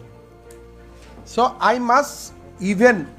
do not appreciate Gandhi family, but I want to draw two comparisons. Rajiv Gandhi did not allow Rahul and Priyanka to be citizens of Italy. Rahul Gandhi, Priyanka Gandhi, Rajiv Gandhi, Rahul Gandhi, Priyanka Gandhi, Indian citizen kori rakhisile. And his wife, the moment he became MP, she surrendered Italy's passport and took Indian passport. Now you contrast Gaurav. Gaurav's wife continued to be Britishers till today. Even after he became a third-time MP. And instead of making her children Indian, his children Indian, he himself went and deposited passport, saying that proudly my sons and daughters are now British. So Rahul should compare his own story with Gaurav and take appropriate action. That is what I can wish. Because the comparison बहुत दूर जाना क्या जरूरत नहीं है, अपना family में ही comparison है। आप देखिए सोनिया गांधी कभी इटालियन था, इसलिए भारत का लोगों ने इसको प्रधानमंत्री होने ही नहीं दिया। और हमेशा यह सवाल उठते रहा कि why Sonia took so much time to surrender Italian passport. But हमारे युवराज को आप देखो, वो तो उल्टा कर रहे हैं। बेटा बेटी को भी ब्रिटिशर्स भी बना रहा है, अपना धर्म से भी दूर कर रहा है, और साथ में अपना बीवी को कभी भारतीय बनाने का चेष्टा भी नहीं किया। सो अभी मुझको कुछ बताने का जरूरत ही नहीं है। Rahul should compare him with Gaurav and take appropriate action. Amit भाई, एक सवाल ये है कि तो उनका ये बार-बार एक तरह से कांग्रेस भी कह रही कि ये पूरा जो डिस्कशन इसमें भी लेट आप लोगों ने किया, शुरू में लेट किया, ताकि इलेक्शन के दौरान भी एक तरह से एक प्रेशर बना रहे पूरे कैंपेन में कि गौरव गोगोई और कांग्रेस इस तरह से इस पूरे मामले में आपने कहा कि 10 दिन की जो कोर्स की बात कर रहे थे, इस तरह का कोर्स होगा। ये देखिए इस्लामाबाद और कराची में देखने के लिए क्या है? बिन लादेन को देखना, और क्या है देखने का? कहाँ लादेन मरा था, यही तो देखने के लिए जाने का जगह है। और क्या जगह है बताइए? तो कोई व्यक्ति 10 दिन पाकिस्तान, आपको भी मैं भेजूं, अब 10 दिन क्या करेगा बताओ? एक दिन लाहौर में घूमा, एक दिन कोई दूर जगह में घूमने का बाद, अरे यहां तो रहने का माहौल ही नहीं है, चलो। तो अब 2 दिन में आपको मैं जबरदस्ती भी लाहौर भेजूंगा, अब 2 दिन का ऊपर नहीं रहेगा। एक व्यक्ति 10 दिन रहता है और डिजिटली साइलेंस हो जाता है, मतलब क्या? कहीं तो जाके मेडिटेशन किया होगा। तो कबा तो ध्यान करिए सिले। अभी देखिए ये रिपोर्ट हमें 10 सितंबर को मिला, और ये रिपोर्ट का बाद प्रेजेंटेशन बनाना, कैबिनेट को ब्रीफ करना, हम लोग सितंबर महीना में इसको पब्लिश करने के लिए रेडी रहा। बट इन बिटवीन हमारा असम में सितंबर को लेके आज तक जो जुबिन का डेट के लिए हम लोग एक अलग दुनिया में चला गया। अगर सितंबर से अक्टूबर, नवंबर, दिसंबर में मैं ये बात करने जाता था, लोग मुझे ही मारते थे। तो because of the peculiar situation of Assam, लोगों को मानना था कोई रिपोर्ट ही नहीं है। ये रिपोर्ट हम ऐसे लेके बैठा रहा, किसलिए? ये देने के लिए जगह नहीं था, लोग नाराज हो जाते थे। अगर ये मैं सितंबर में ही होम मिनिस्ट्री को दे देते थे, शायद आज आपको और खबर कुछ ज्यादा ही मिलते थे। Actually I lost out. मैं तो पहले ही अगर भारत सरकार को दे देते थे तो आज मुझे बोलने के लिए और कुछ होते थे। मैं तो 50% नहीं 20% बोल रहा हूं। I could have gone much more information. I'm Gopi from INS. So what about Lead India? Have they been under scrutiny? Where are they still getting their funding from? If you could tell us something about that. This is another very important aspect. Lead India today is not getting money from Lead Pakistan. That was the only time when Elizabeth was in the job. Only that point of time Lead India received money from Lead Pakistan. But after she exited and she shifted to Oxford Policy Management, another NGO, they stopped getting fund from Lead Pakistan. However, normally अगर कोई लोगों को पाकिस्तान से मिलते थे, पीछे में उनको वो ब्लैकआउट हो जाना चाहिए था।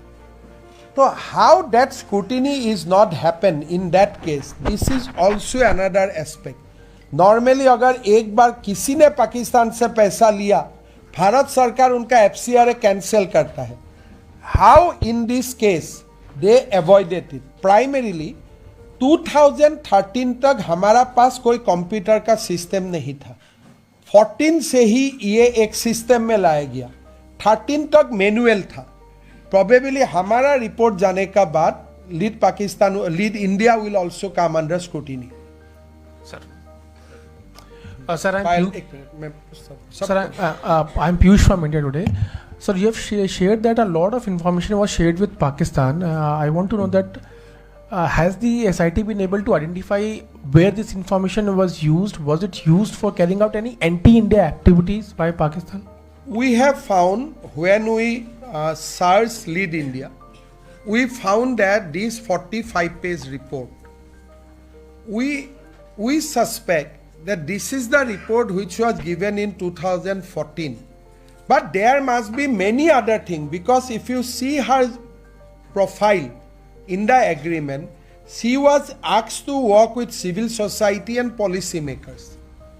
She was in Pakistan. Pakistan se she came to Delhi.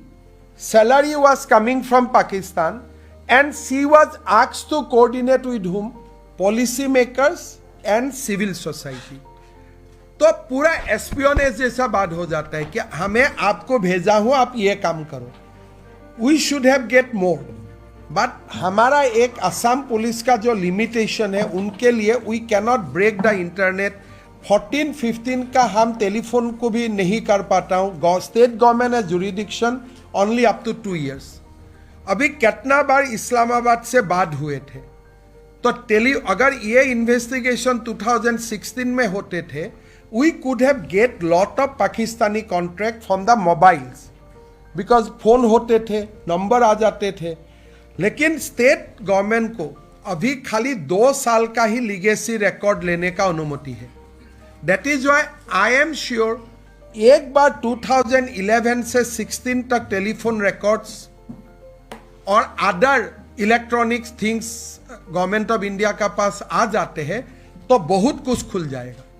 हम तो लिमिटेड काम किया because our constant. Yes yes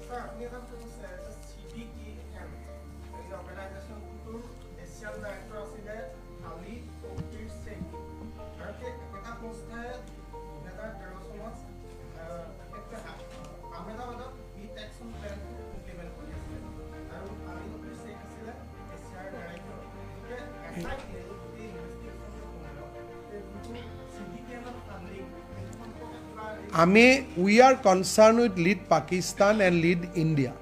CDKN is a organization jar Britishতো headquarter আছে.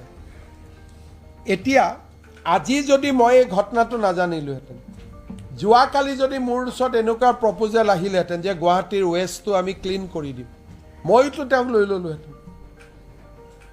Until unless somebody points out, তো মই কেনেকৈ গম পাম? কালিলৈকেতো মইতো গৌৰৱ গগৈৰ বিয়া ময়ে খাব গৈছোঁ, এলিজাবেথৰ বিয়াটো ময়ে খাব গৈছোঁ. আজিৰ পৰা যদি কোনোবাই লয়, হি ইজ এ ছাছপেক্ট. কিন্তু যেতিয়া they were looking like a very honest people who knows the behind the story. আজি যদি মোৰ তাত জাৰ্মানীৰ পৰা এটা কোম্পানী আহে, মোক কয় যে মই গোটেই গুৱাহাটীখন এনেকৈ চাফা কৰি দিম, তো মইতো I am just a commissioner of a municipal corporation. Why I will not take their advice if their project is good. But till 2013 as I ton U, কোনোবা এজন চেণ্ট্ৰেল গভৰ্ণমেণ্টৰ মানুহে তেওঁলোকক হেল্প কৰি আছিল, যাৰ কাৰণে তেওঁলোকৰ ওপৰত নিগেটিভ ৰিপৰ্ট IB এ পঠুৱাই নাছিল. দিছ হেপেন ইন 2013, নট 2014. 2013 দিল্লীৰ পৰা IBৰ পৰা এই গোটেই ঘটনাবিলাক উল্টাই তেওঁলোকক ছাপোৰ্ট কৰি আছিল, যে গোটেইবিলাকক ছাপোৰ্ট কৰি আছিলে. নহ'লে পাকিস্তানৰ পৰা পইচা অহা দিনাখনে এৰেষ্ট হ'ব লাগিছিলে, তো এৰেষ্টটো নহ'ল. গতিকে সেইকাৰণে যিটো আপোনালোকে কিবা আহমেদাবাদৰ প্ৰতিদিনে ষ্টৰি এটা কৰা মই গম পাওঁ, বাট মই ভাবোঁ জিন্তু গগৈৰ বলিদানৰ ফালে চাই আমি এইবিলাকত নোযোৱাই ভাল. কিয় পাকিস্তান আমাৰ চিৰবৈৰী, আৰু পাকিস্তানৰ ঘটনা শুনাৰ পিছত অমুকেও দিছিল, তমুকেও দিছিল, তমুকেও কৰিছিল, তমুকে কিবা কৰিলে বুলি আমি কৰিম নেকি? তো মই ভাবোঁ যে এইটো এটা বৃথা প্ৰচেষ্টা. মানুহৰ ৰন্ধে ৰন্ধে এণ্টি পাকিস্তানী সোমাই আছে. গতিকে কোনোবাই যদি ভাবে যে ইণ্টেৰিয়ৰ মিনিষ্ট্ৰীৰ ইনভাইটেশ্যনত যোৱা মানুহজনকো মই পাকে পকাৰে বচাব চেষ্টা কৰিম, মই ভাবোঁ মানুহে চাই থাকিব. Sir, Payal, you're from Network 18. पायल में आता हूँ.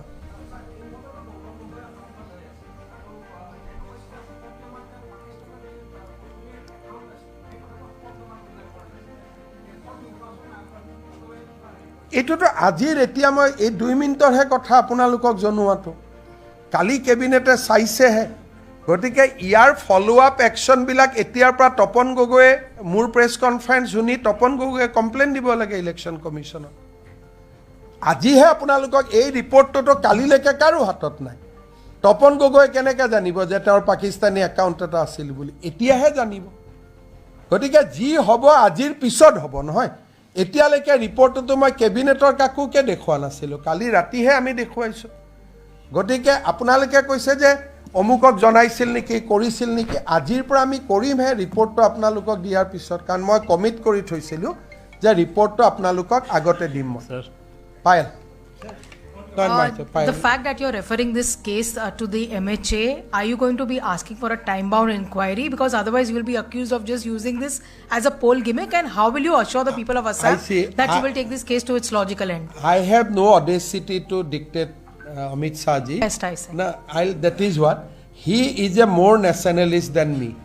So you can expect fireworks from him, obviously, because if I do not want to show him that, look, I am more patriot than you. So I think that once the ball is in his court, these will be played out in as per the rule of the law, as per the ground rule. No. Sir.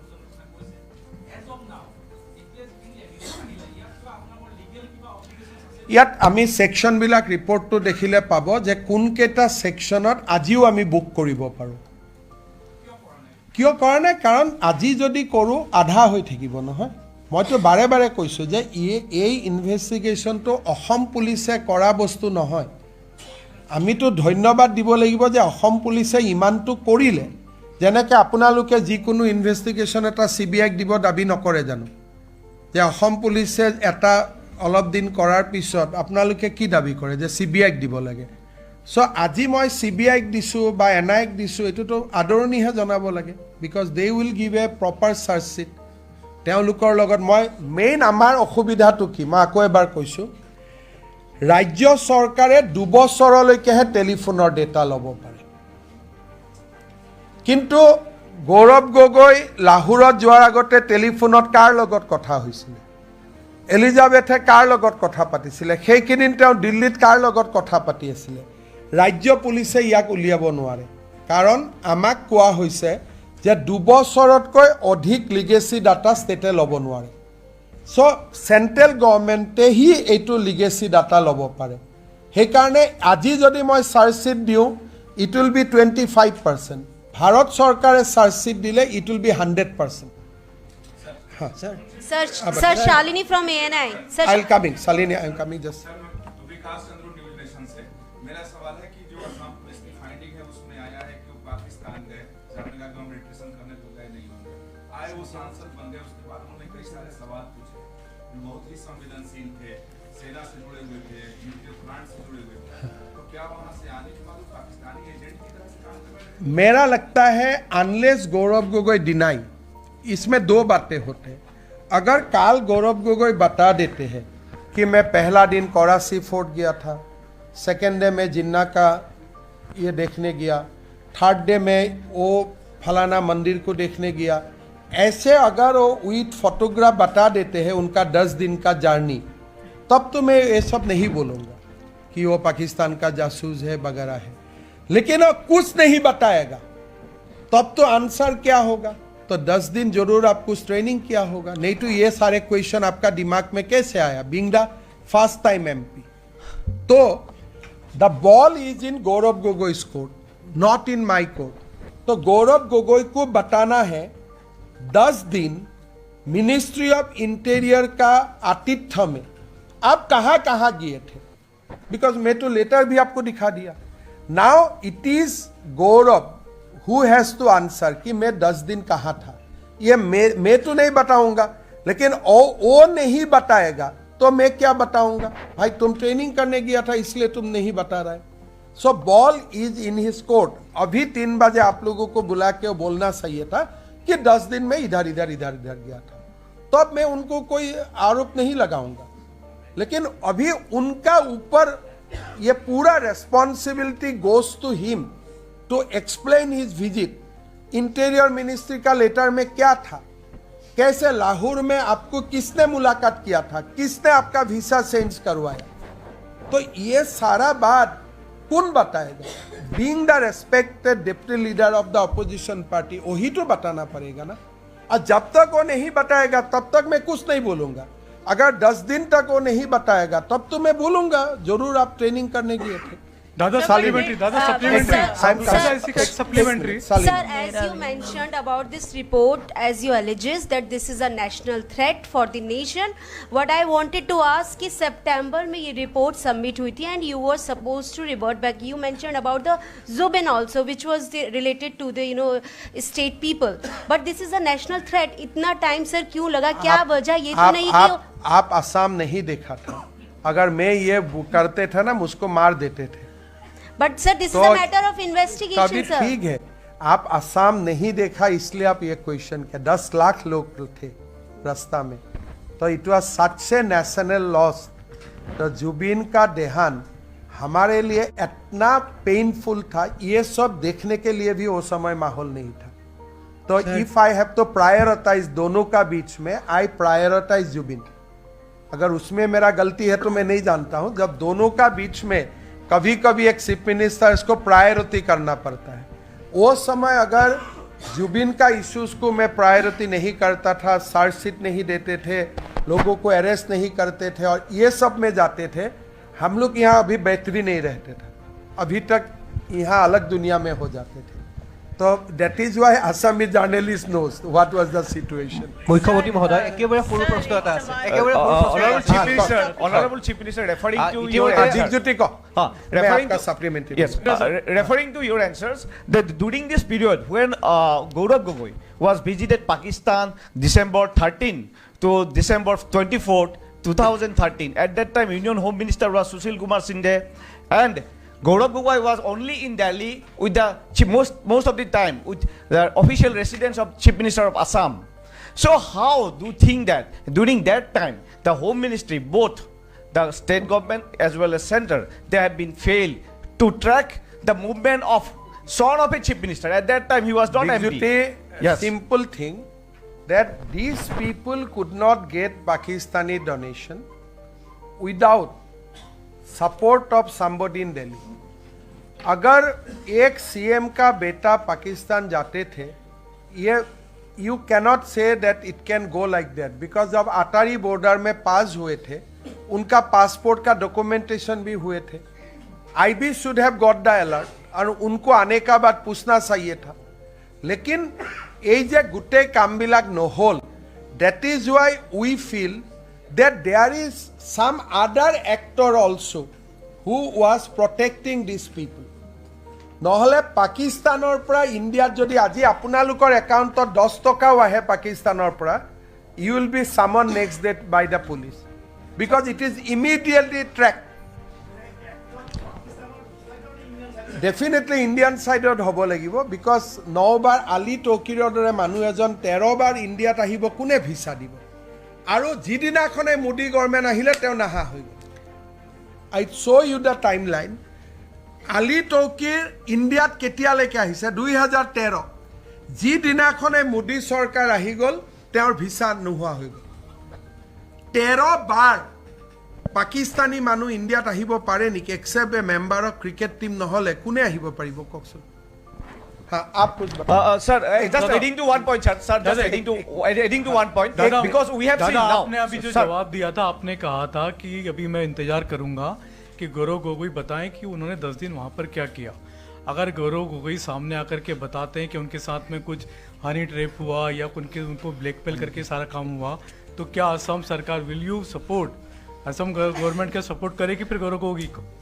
देखिए, गौरव गोगोई एक असमिया व्यक्ति है। अगर कोई under pressure में यह काम कर रहा है, जैसे अपना बेटा का धर्म परिवर्तन, अपना बेटा का पासपोर्ट परिवर्तन, ये बहुत इजी डिसीजन नहीं होता है unless you are blackmail by somebody. ये बहुत इजी निर्णय नहीं होता। अगर मुझको कोई मेरा वाइफ आके बोले कि मेरा बेटा को तुम आज you make him citizen of UK, and I am MP, ये निर्णय लेना इजी बात नहीं है। असम का मीडिया को क्या बोला कि कोविड हो रहे थे और उधारी थे तो बना दिया, but we found out the timeline, it was in 22, तब कोविड भी नहीं था। तो देखिए, unless he is brain wash completely, नहीं तो कौन भारत का, आप बताओ, प्रियंका गांधी ने अपना बेटा को ब्रिटिश बनाया है। मैं कोई दूसरा का एग्जाम्पल नहीं देना चाहता हूं, मैं गांधी फैमिली का ही एग्जाम्पल दे रहा हूं।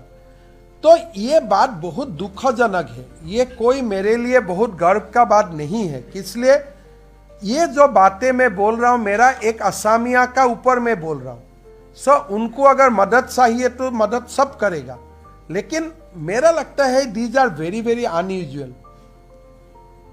इसलिए अपना दोनों बेटा का धर्म परिवर्तन हो जाए, आपका सिटीजनशिप परिवर्तन हो जाए, these are not matter which you can digest easily.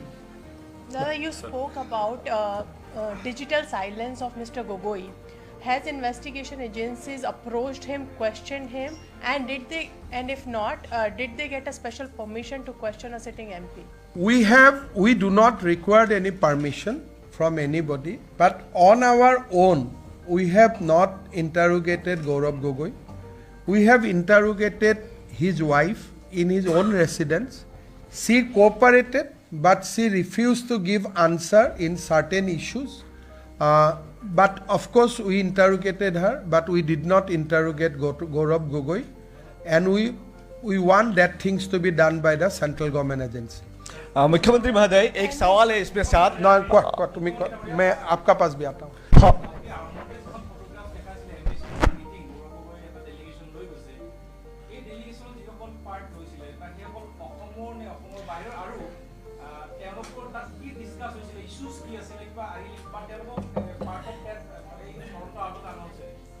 এই ফটোখনত থকা যিজন অৰ্গেনাইজাৰ আছিলে, ৰোজি নামটো কি আছিল?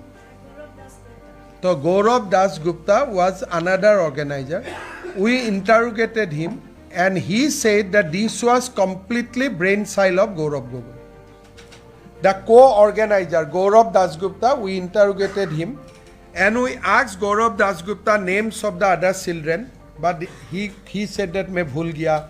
So we put him under lot of interrogation, but he did not disclose all the names. But basically he said that Gaurav लेके गया हम लोगों। इश्यूज वही, मतलब गौरव दासगुप्ता का स्टेटमेंट है हमारा पास, आपको मैं दे दूंगा क्या लिखा है। स्टेटमेंट आसे ना गौरव दासगुप्ता, हाँ, तो that we can make available to you. Sir इधर लेना सर, आपकी एसआईटी रिपोर्ट देख के लग रहा है कि एसआईटी ने तो फैंटास्टिक काम किया है, लेकिन आप जो कह रहे हैं, जैसे सितंबर में रिपोर्ट आ गई, तब पेंडिंग रखा गया क्योंकि जुबिन जो कि अनडाउटेडली नेशनल लॉस था, लेकिन एक मुख्यमंत्री कैसे ये कह सकते हैं कि नेशनल इंटरेस्ट का इतना सीरियस इशू, आप सुन लीजिए सर, लेट मी कंप्लीट, उसको तब पेंडिंग रखा, गौरव गोगोई से इंटरोगेट नहीं हुआ, उनकी वाइफ से ठीक से कॉपरेशन नहीं करी, ठीक से पूछताछ नहीं हुई, और अब इलेक्शन के ऑप्टिक्स से देख रहे हैं कि इलेक्शन के लिए खराब हो जाएगा। आप देखिए, वो समय करने का कोई माहौल ही नहीं था सामने। आप आज इस सिचुएशन को आप एनालाइज भी नहीं कर सकता। वो समय अगर ये सब मैं करने जाता था, जो हालत होते थे असम को, मैं आपको बता भी नहीं सकता हूँ। Assam has seen something which nation has not seen at all. तो वो समय बाकी सब काम सेकंड में थे, और उसका मतलब वो वाला सिचुएशन और आज का साथ आप लोग बात भी नहीं कर सकते। अगर ये क्वेश्चन आप करते थे ना, वो समय लोग आपका घर में आ जाते थे कि आप ऐसा चाहते उस समय ये सब करें। तो that was a situation which nobody could comprehend, और बहुत ही अलग सिचुएशन थी। और गौरव गोगोई को हम जानबूझ के इंटरोगेट नहीं किया, बिकॉज हमको लगा कि ठीक है, कोई लोग मुझे ये एक्यूज ना करे कि I am getting personal, but हमें जो मिलना था एविडेंस हमारा पास, अदरवाइज भी हमें उनका पासपोर्ट बिना उनको मिल के ही हमारा हाथ में आ गया, हमारा हाथ रास्ता भी था। तो अभी फर्दर इंटरोगेशन तो उनको करना ही पड़ेगा। एमएच से जो भी एजेंसीज को देगा वो करेगा, हम लोग मदद करेगा।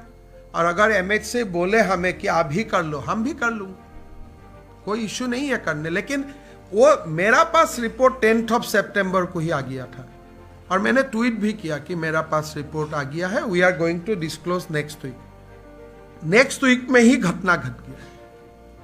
तो ये दोनों टाइमलाइन ऐसा हो गया, तो इसको मतलब आई कैनॉट प्रीपोन इट. वो मेरा पास परिवेश भी नहीं था. सर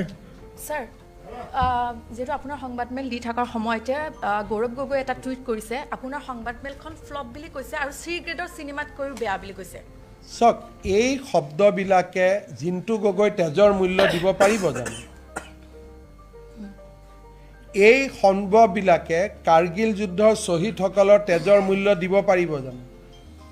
ফ্লপছু শব্দটো, এই শব্দটো দিয়ে চব হৈ যাব. এই ফ্লপছু বুলি ক'লে আপুনি উৎসাহেৰে মোক সুধিলে, তো যিবিলাকে পাকিস্তানৰ লগত যুদ্ধ কৰি প্ৰতিদিনে মৃত্যুবৰণ কৰি আছে শ্বহীদসকলক, তেওঁলোকৰ পৰিয়ালৰ ওচৰত গৈ গৌৰৱ গগৈয়ে কওক এইটো ফ্লপছু বুলি. কিমান মানুহ মৰিছে পাকিস্তানৰ লগত যুদ্ধত? অসম আৰু ভাৰতীয় সেনা কিমান মৰিছে? দ্য নাম্বাৰ উইল বি মোৰ দেন লাখ. আমাৰ অসমৰ কিমান মানুহে বাংলাদেশৰ সময়ত পাকিস্তানৰ লগত যুদ্ধ কৰি মৰিছে?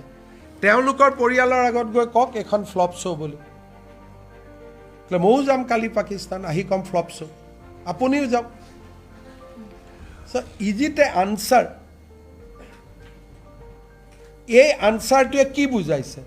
যে তহঁতি মোক একো কৰিব নোৱাৰ, মই বুঢ়া আঙুলি দেখুৱাই আছোঁ. কাক বুঢ়া আঙুলি দেখুৱাইছে? শ্বহীদসকলক, সেনা বাহিনী, যোনে ডেইলি মৃত্যুবৰণ কৰি আছে. এইটো আমাক ফ্লপছু কোৱা নাই, তেওঁলোকক কৈ আছে. তোমাৰ পৰিবাৰে পাকিস্তানৰ দৰমহা ল'ব, তোমাৰ পৰিয়ালে পাকিস্তানত অহা যোৱা কৰি থাকিব, তুমি 10 দিনলৈকে গৈ তাতে ট্ৰেইনিং ল'বা, ল'ৰা ছোৱালীক বিদেশী কৰিবা, এণ্ড ইটছ ফ্লপছু. তো এনেকুৱা উত্তৰ যদি দিয়ে, সেইজন মানুহৰ পৰা কালি পৰহি কি ক'ব? অসমৰ মুখ্যমন্ত্ৰী হ'ব, ইয়াত পাকিস্তানৰ চোৰাংচোৱা ঘূৰি থাকিব, এৰেষ্ট কৰিলে ক'ব ফ্লপছু. SBক কি ক'ব? পাকিস্তানৰ চোৰাংচোৱা ঘূৰি থাকিব, একো নক'ব. বিকজ তেওঁৰ ফটো পাকিস্তানে ৰাখি থোৱা নাই বুলি ভাবিছে নেকি?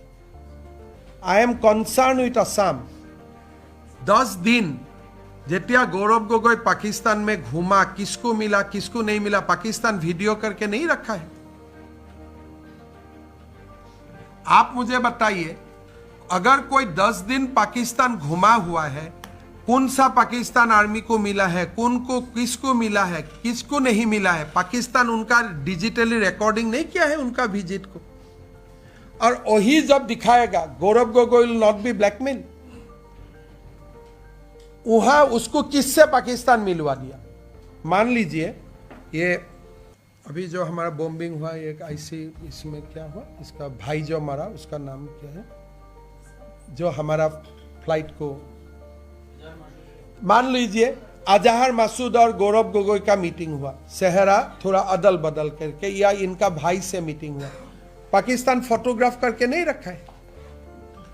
तो 10 दिन जब आप एनिमी कंट्री में घुमा है, आपका हर दिन पाकिस्तान रिकॉर्ड करके रखा है. आप जो दिन भी आप मुख्यमंत्री बनेगा, प्रधानमंत्री बनेगा, पाकिस्तान ऑपरेटर आके क्या बोलेगा?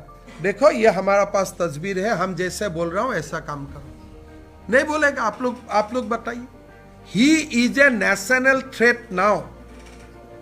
10 दिन যেতিয়া পাকিস্তানত ঘূৰি আছে, কাক পাইছে, কি পাইছে, কাক হেণ্ডশেক কৰিছে, পাকিস্তানে ৰেকৰ্ড কৰি ৰখা নাই. কোনজন ISR এজেণ্টক লগ পাইছে, কোনজন ডেপুটি কমাণ্ডেণ্টক লগ পাইছে, কোনজন কাক লগ পাইছে, কোন কাশ্মীৰৰ উগ্ৰপন্থীক লগ পাইছে কোৰ্ট চুটত, গোটেইবিলাকতো পাকিস্তানে ৰেকৰ্ড কৰিছে. হয়তো গৌৰৱ গগৈও নাজানে মই কাক লগ পাইছোঁ. যেতিয়াই গৌৰৱ গগৈ ইম্পৰ্টেণ্ট পজিশ্যনত আহিব, तो पाकिस्तान और मानुए ही की कहो जे गोगोई जी आप मैं जैसा बोलो ऐसा करो, आपका ये तस्वीर है. आप सोचो आप लोग.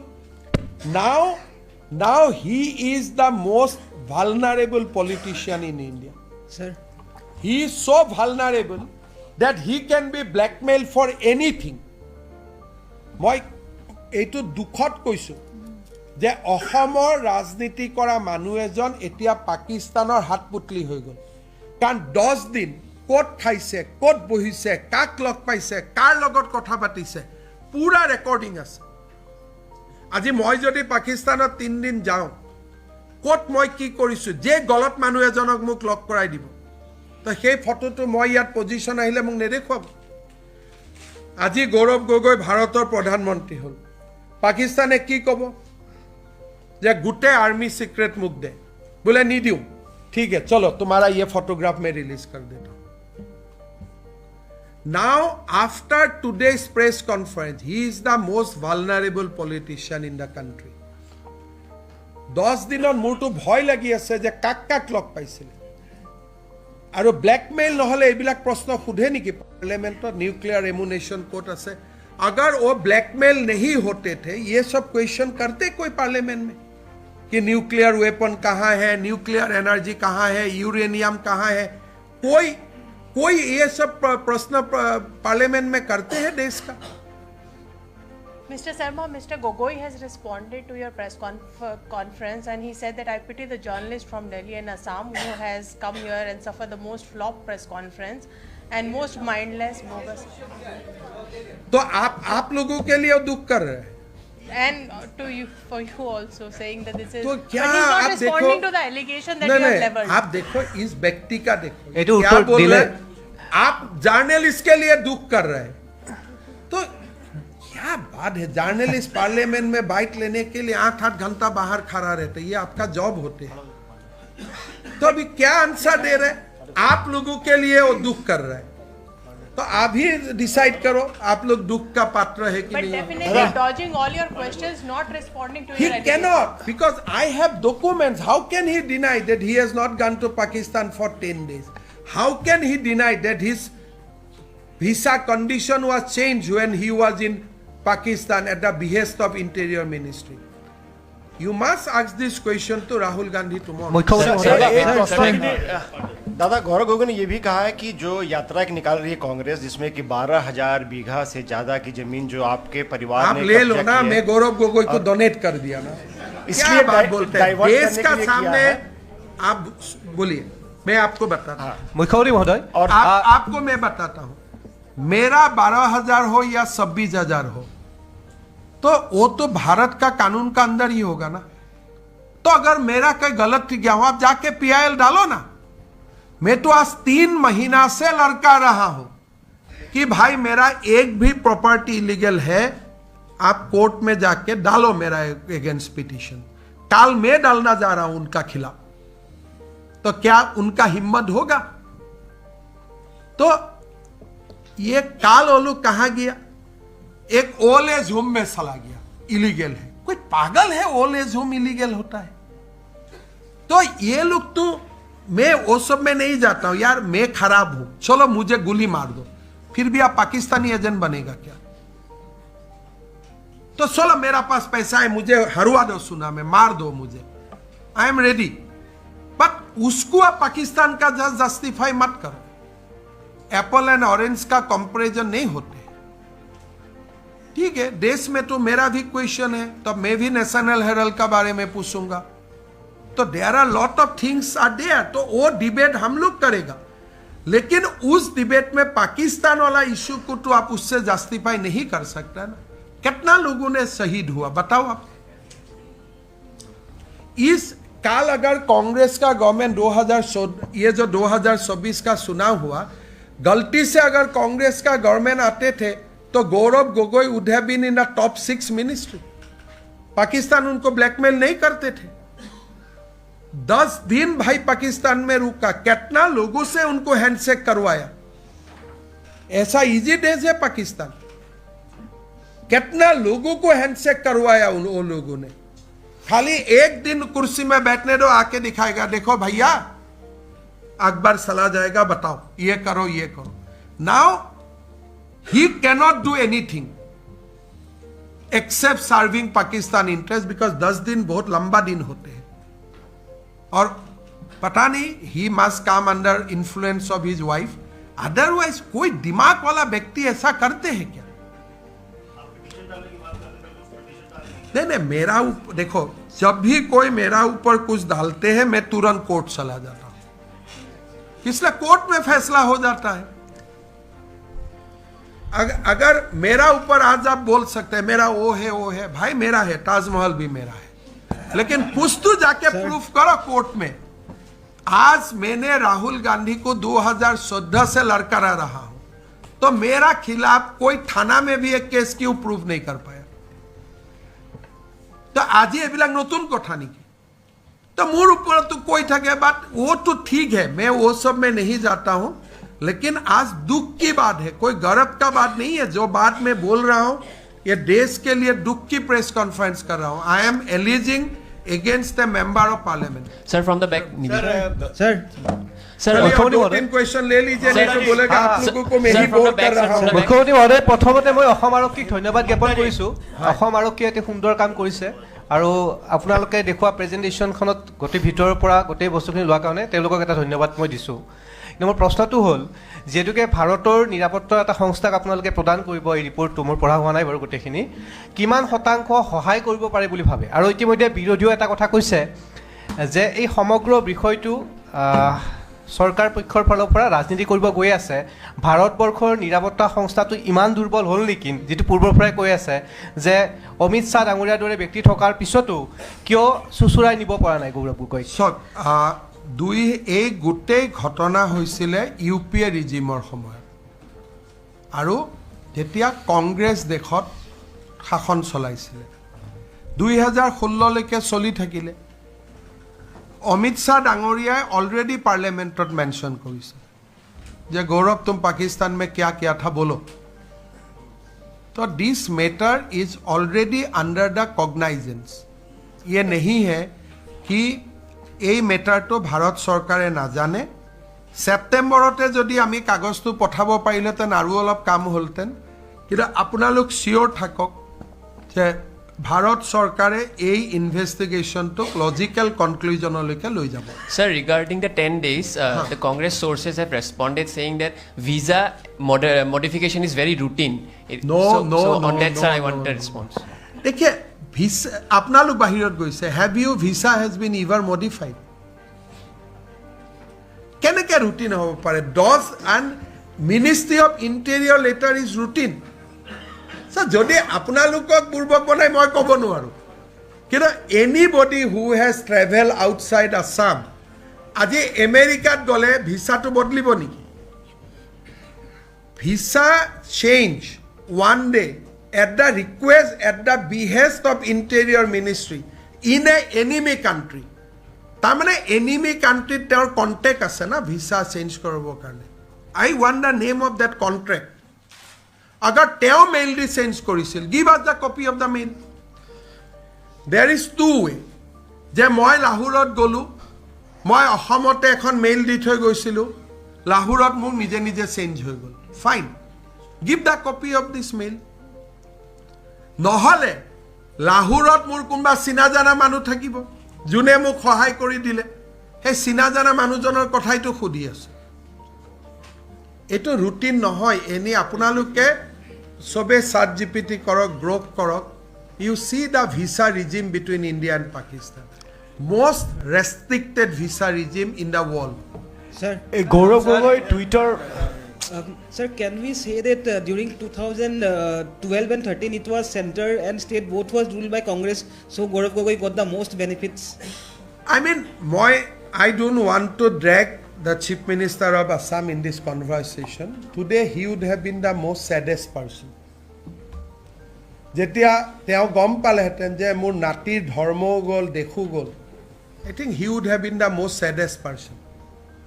So that is why I don't want to bring him in this discourse. Kintu moi nabhabu je jiai thakile Torun Gogoi jiai thakile ঘটনাবোৰ হল.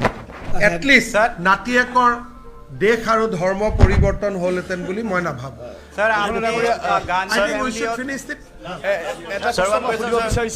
I'll take one last question from you Ravinder bhai and from back from two yeah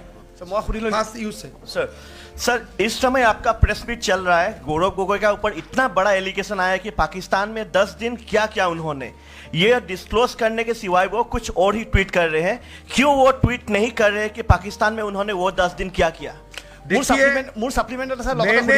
I will invoke Captain Jintu Gogoi.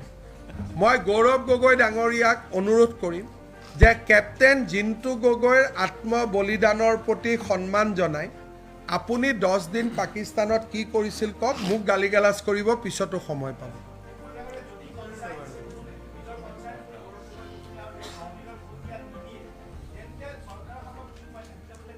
Government of India is very strong. Amit Shah is the strongest Home Minister of the country. Just you believe in him, he will be taken care of. Sir. Now this letter will go. Government of India works in a fashion, so let us send it. Then probably after 10-15 days, I will be able to tell you that what Government of India is doing. Sir. Aravind Sir. पहला तो है कि must appreciate SIT कि उन्होंने Pakistan connection को डिग किया और इतना कुछ लेकर आया।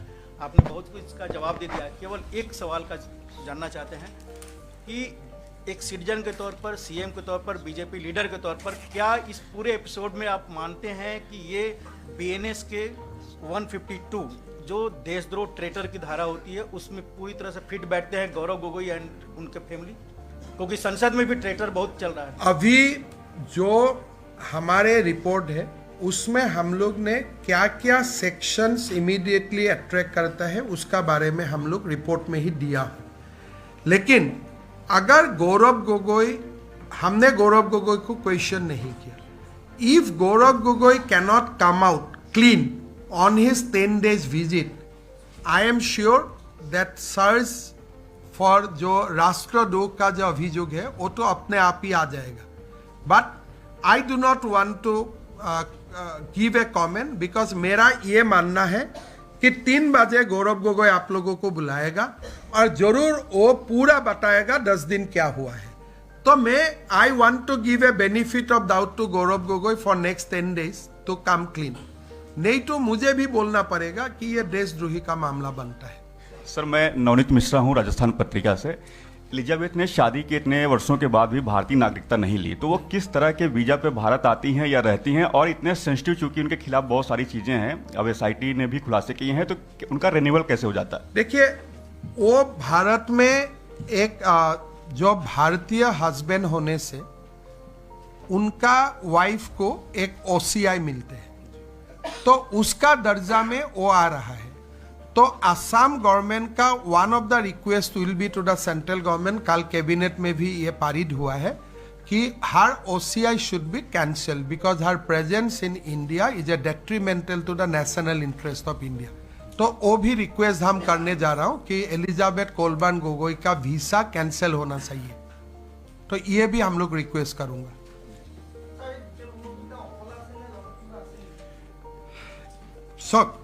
যেতিয়া আমি আটাৰী বৰ্ডাৰত চেক কৰিছিলোঁ তেতিয়া এলিজাবেথ কোলবাৰ্ণ গগৈ আৰু গৌৰৱ গগৈ দুয়োগৰাকীৰে আমি পাইছোঁ, কিন্তু ইয়াৰ ইনভেষ্টিগেশ্যনত আৰু কেইগৰাকীমান মানুহক আমি ইণ্টাৰোগেট কৰিছিলোঁ, আপোনালোকে নাম তাম পাব। 10 দিন পাকিস্তানত একো নাই চাবৰ কাৰণে, আৰু ভিসা তেনেকে কতো চেঞ্জ নহয়।